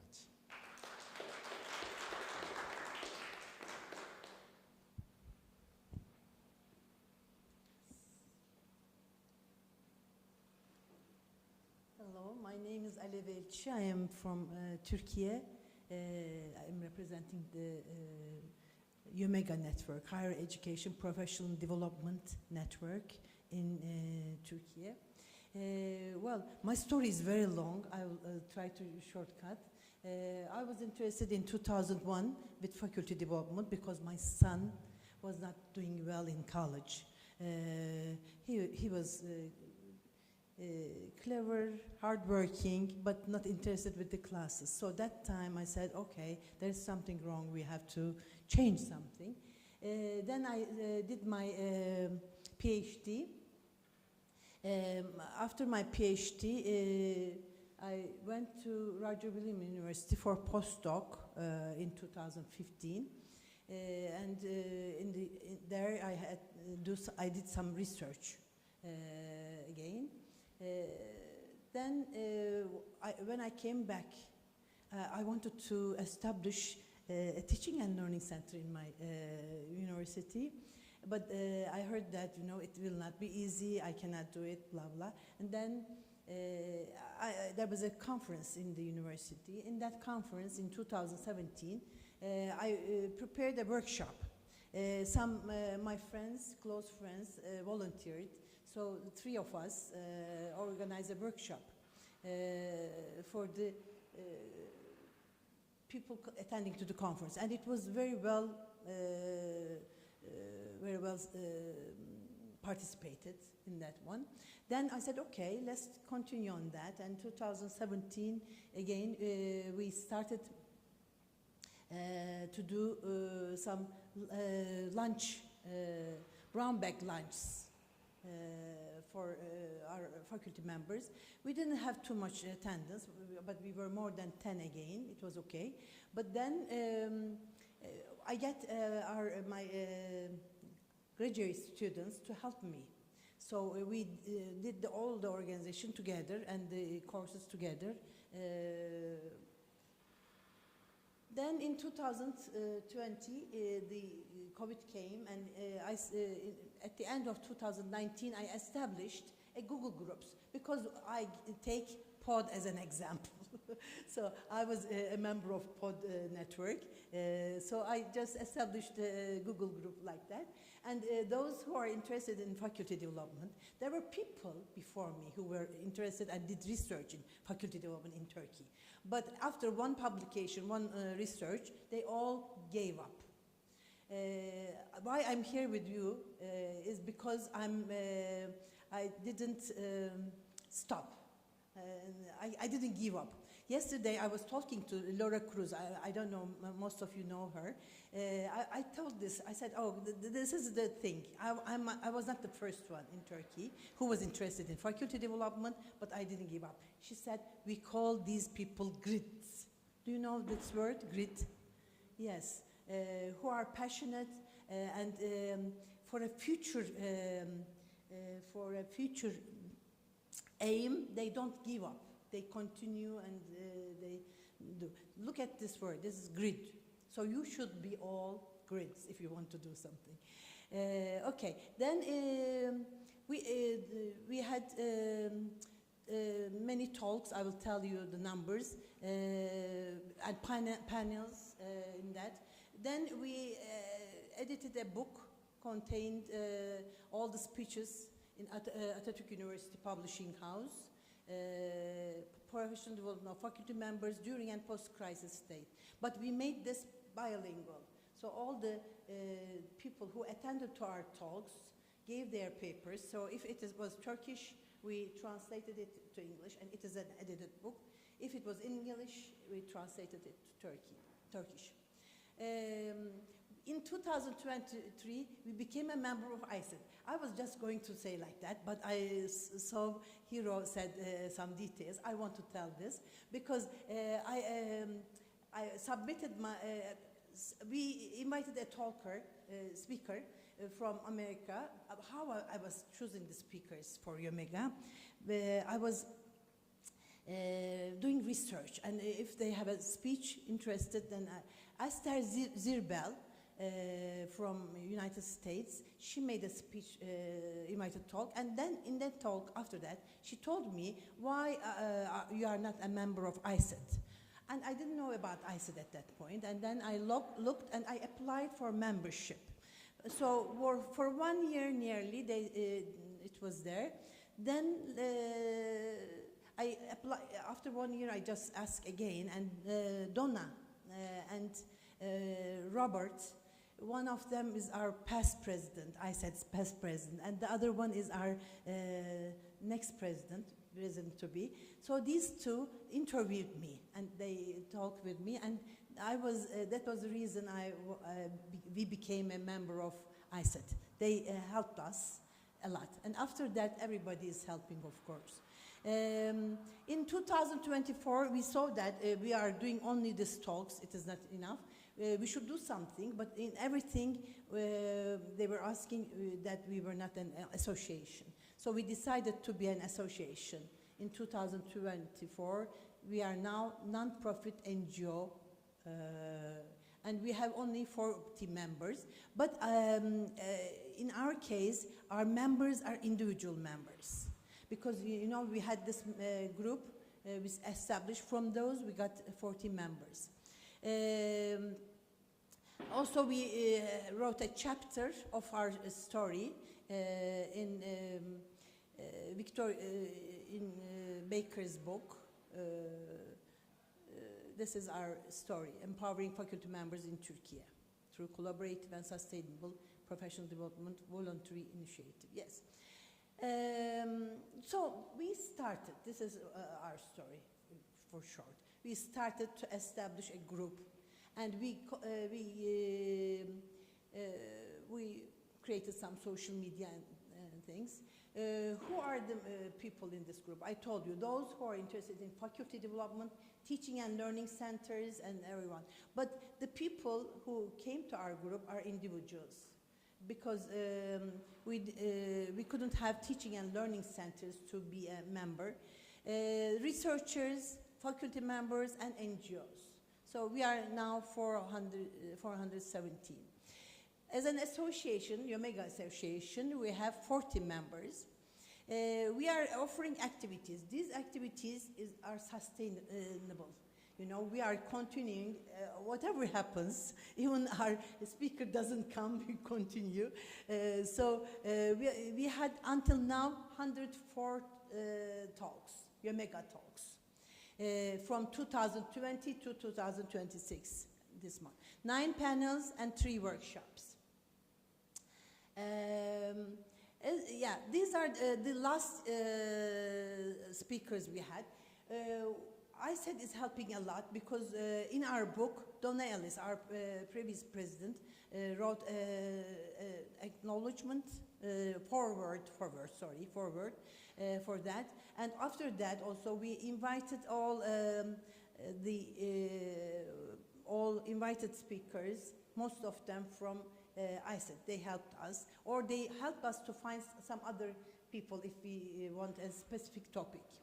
As you see, these are some of them, most of them are members. Ivona is there, Hiroaki, Hiro is there, yeah. Alison Cook-Satter, who has done yesterday's panel. I don't know if you have attended. She's there. She's working on student-faculty member cooperation in educational development. She was very good, and everybody. And what is happening after these talks? It is not only talk. It is on Zoom. We don't have that much participants, 50 to 30 participants on Zoom. But what happens is we are awakening people, you know, we are increasing the awareness of people.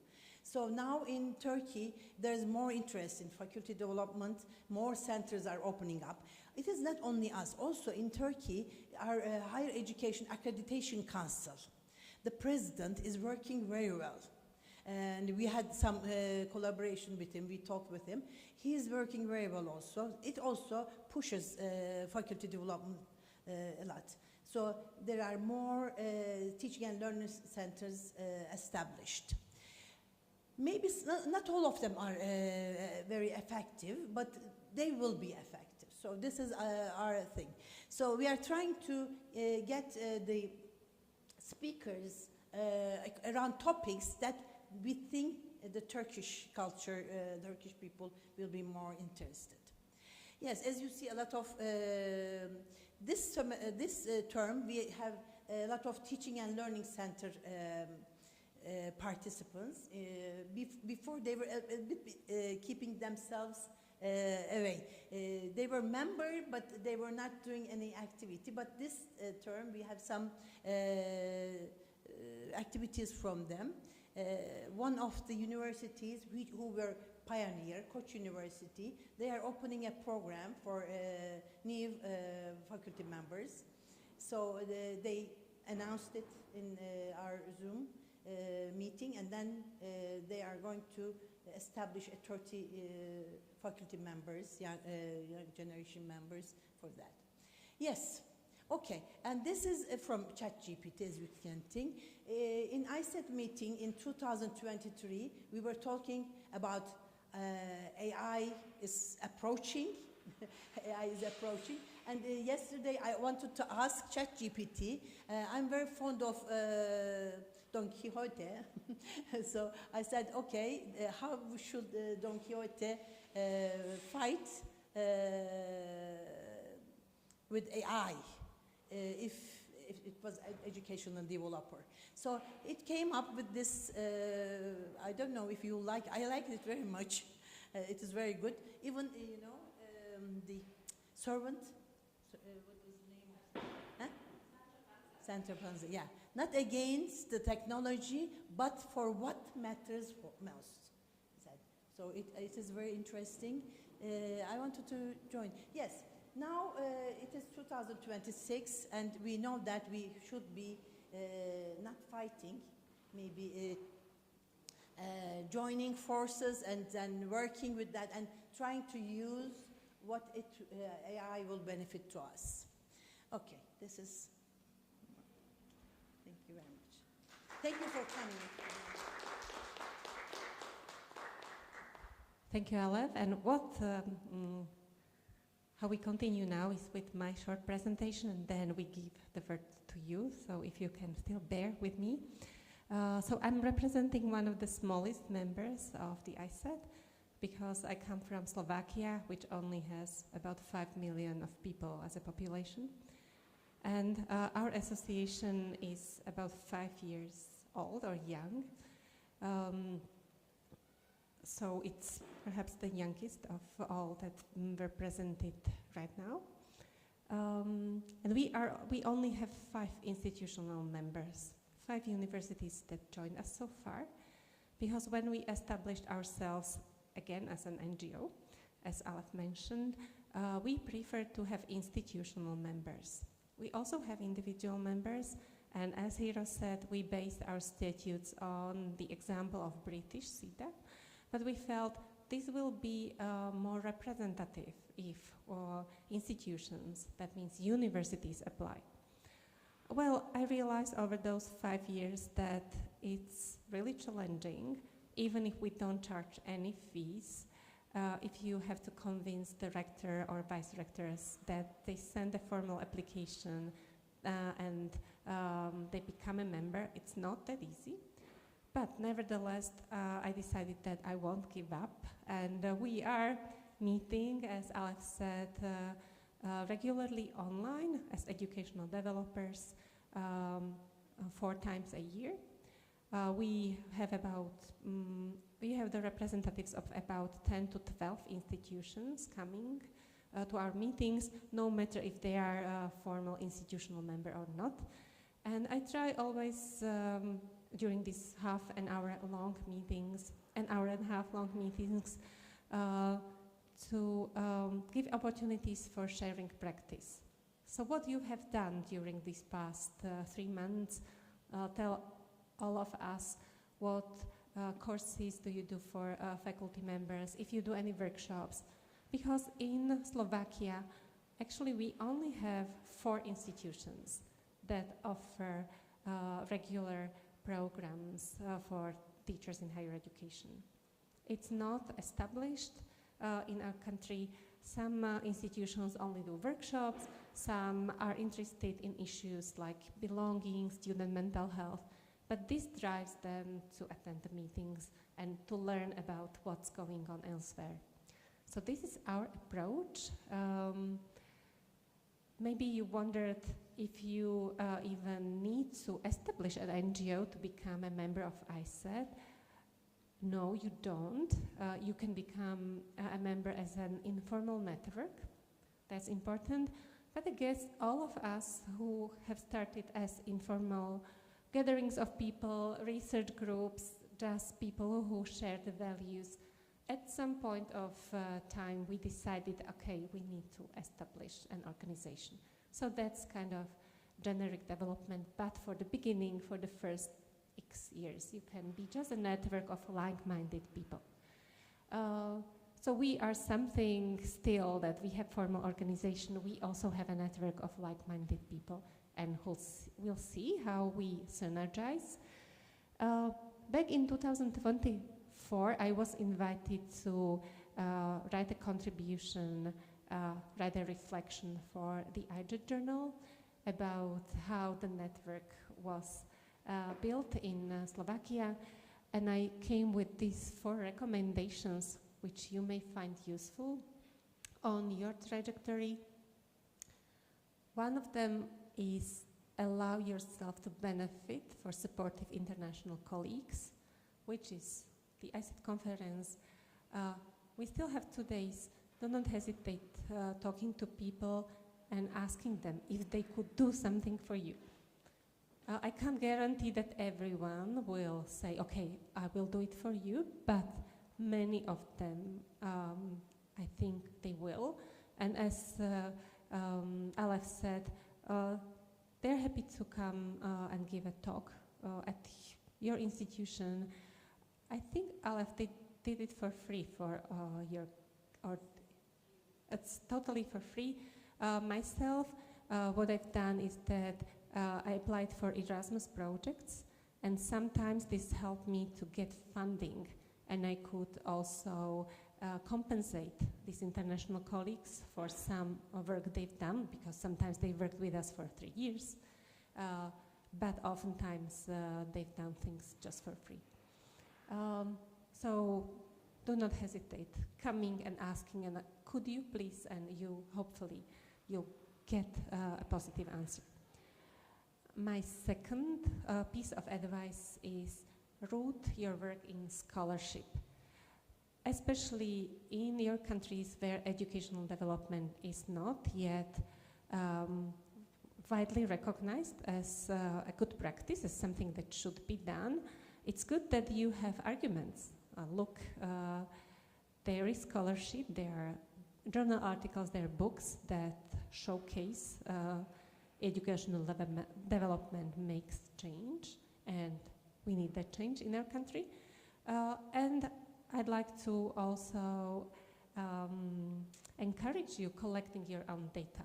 So if you do any courses, workshops, you collect data, how many people participated, get their feedback, do observations, and document this over years so that you have really good arguments at your hand to convince mostly management, but also other stakeholders that what you do is great and that they give you funding.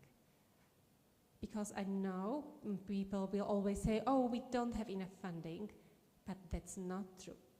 There is always enough funding in the system, it's just allocated to other things. Yeah?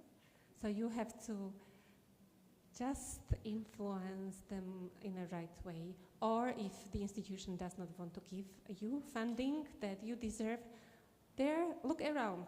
There are funding schemes where you can apply and where you can get a grant.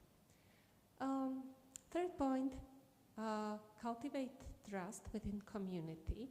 This is something that I learned while doing research. Trust is something that's not prevalent in my context. Slovakia is a very distrustful country, and there are surveys and different sorts of evidence for that, like in the OECD survey, then there are Penn Institute surveys, DEC Institute surveys, lots of them, they show that only about 20% of population believe that they should trust people they don't know. So that's very distrustful society, but in our small community we try to cultivate trust, and this is by being very informal, being on first name terms, always when we promise something we keep to that promise. These kind of things that help us really to sustain and be different than the hierarchical system of higher education in a post-communist country where you cannot really trust people. And finally, my last point is nurture hope in a brighter future. I can see that still in my context that I'm not much recognized. Neither my colleagues are recognized for the work we do in educational development. I still don't get funding for courses I run at my institution. So I always have to fundraise as part of my job. I'm kind of volunteer always, but slowly I see some change in mindset going on, and I hope it will change. And also my colleagues, they need to see the hope, and we need to encourage ourselves to see the hope, because we've seen lots of backlash. Also during COVID, when funding was shrinked, also some good processes that started, they ended up suddenly, and we always see something happening, but we believe that hope in the brighter future is something that's really important. So that was a bit of my story and the story of the network of those about 10-15 people in Slovakia. You can read more in the short reflection in the ICED. And Now we would like us to get to the core of this session.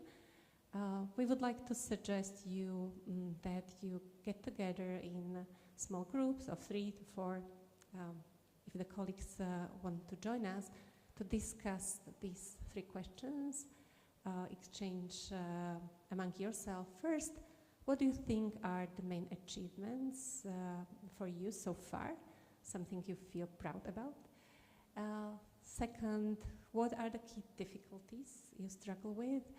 And third, and very important, where can we as individuals, and how can ICED support you in what you are doing?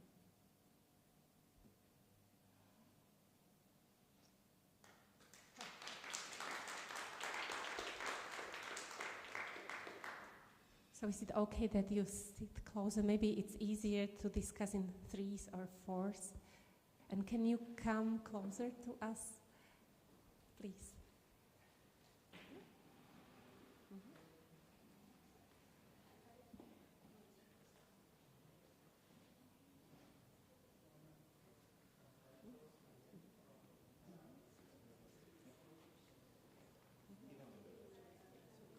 Okay, good. Hi. No, you are very much welcome. So please. Nice to meet you. My name is Olivia, and I'm looking for ways to get more involved with ICED. I don't know if there is a community already in China. We don't have China as a member, but you are very welcome to sit and talk. Yeah. 欢迎来到ICED。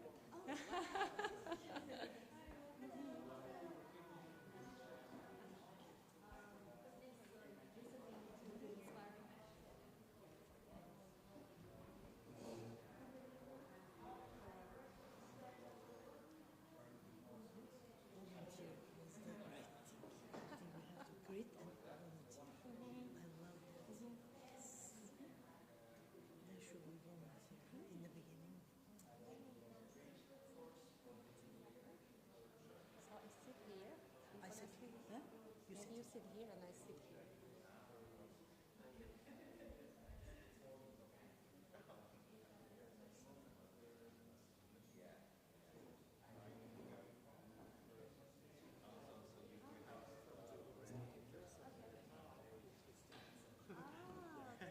I've been to that university.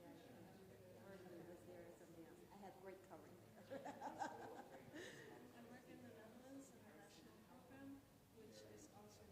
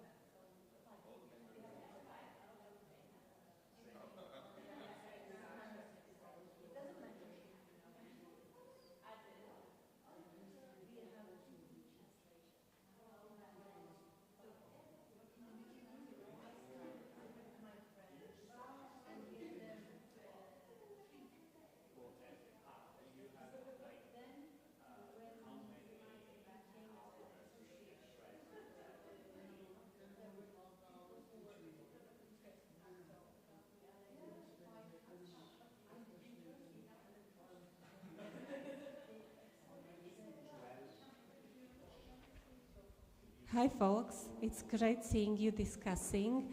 You're welcome to stay and discuss. I just want to say that thank you. Thank you for coming. Our session is officially over. Those who are hungry and who feel that they would prefer continuing conversations over lunch, so I think it's here downstairs. And have a wonderful day. Thank you.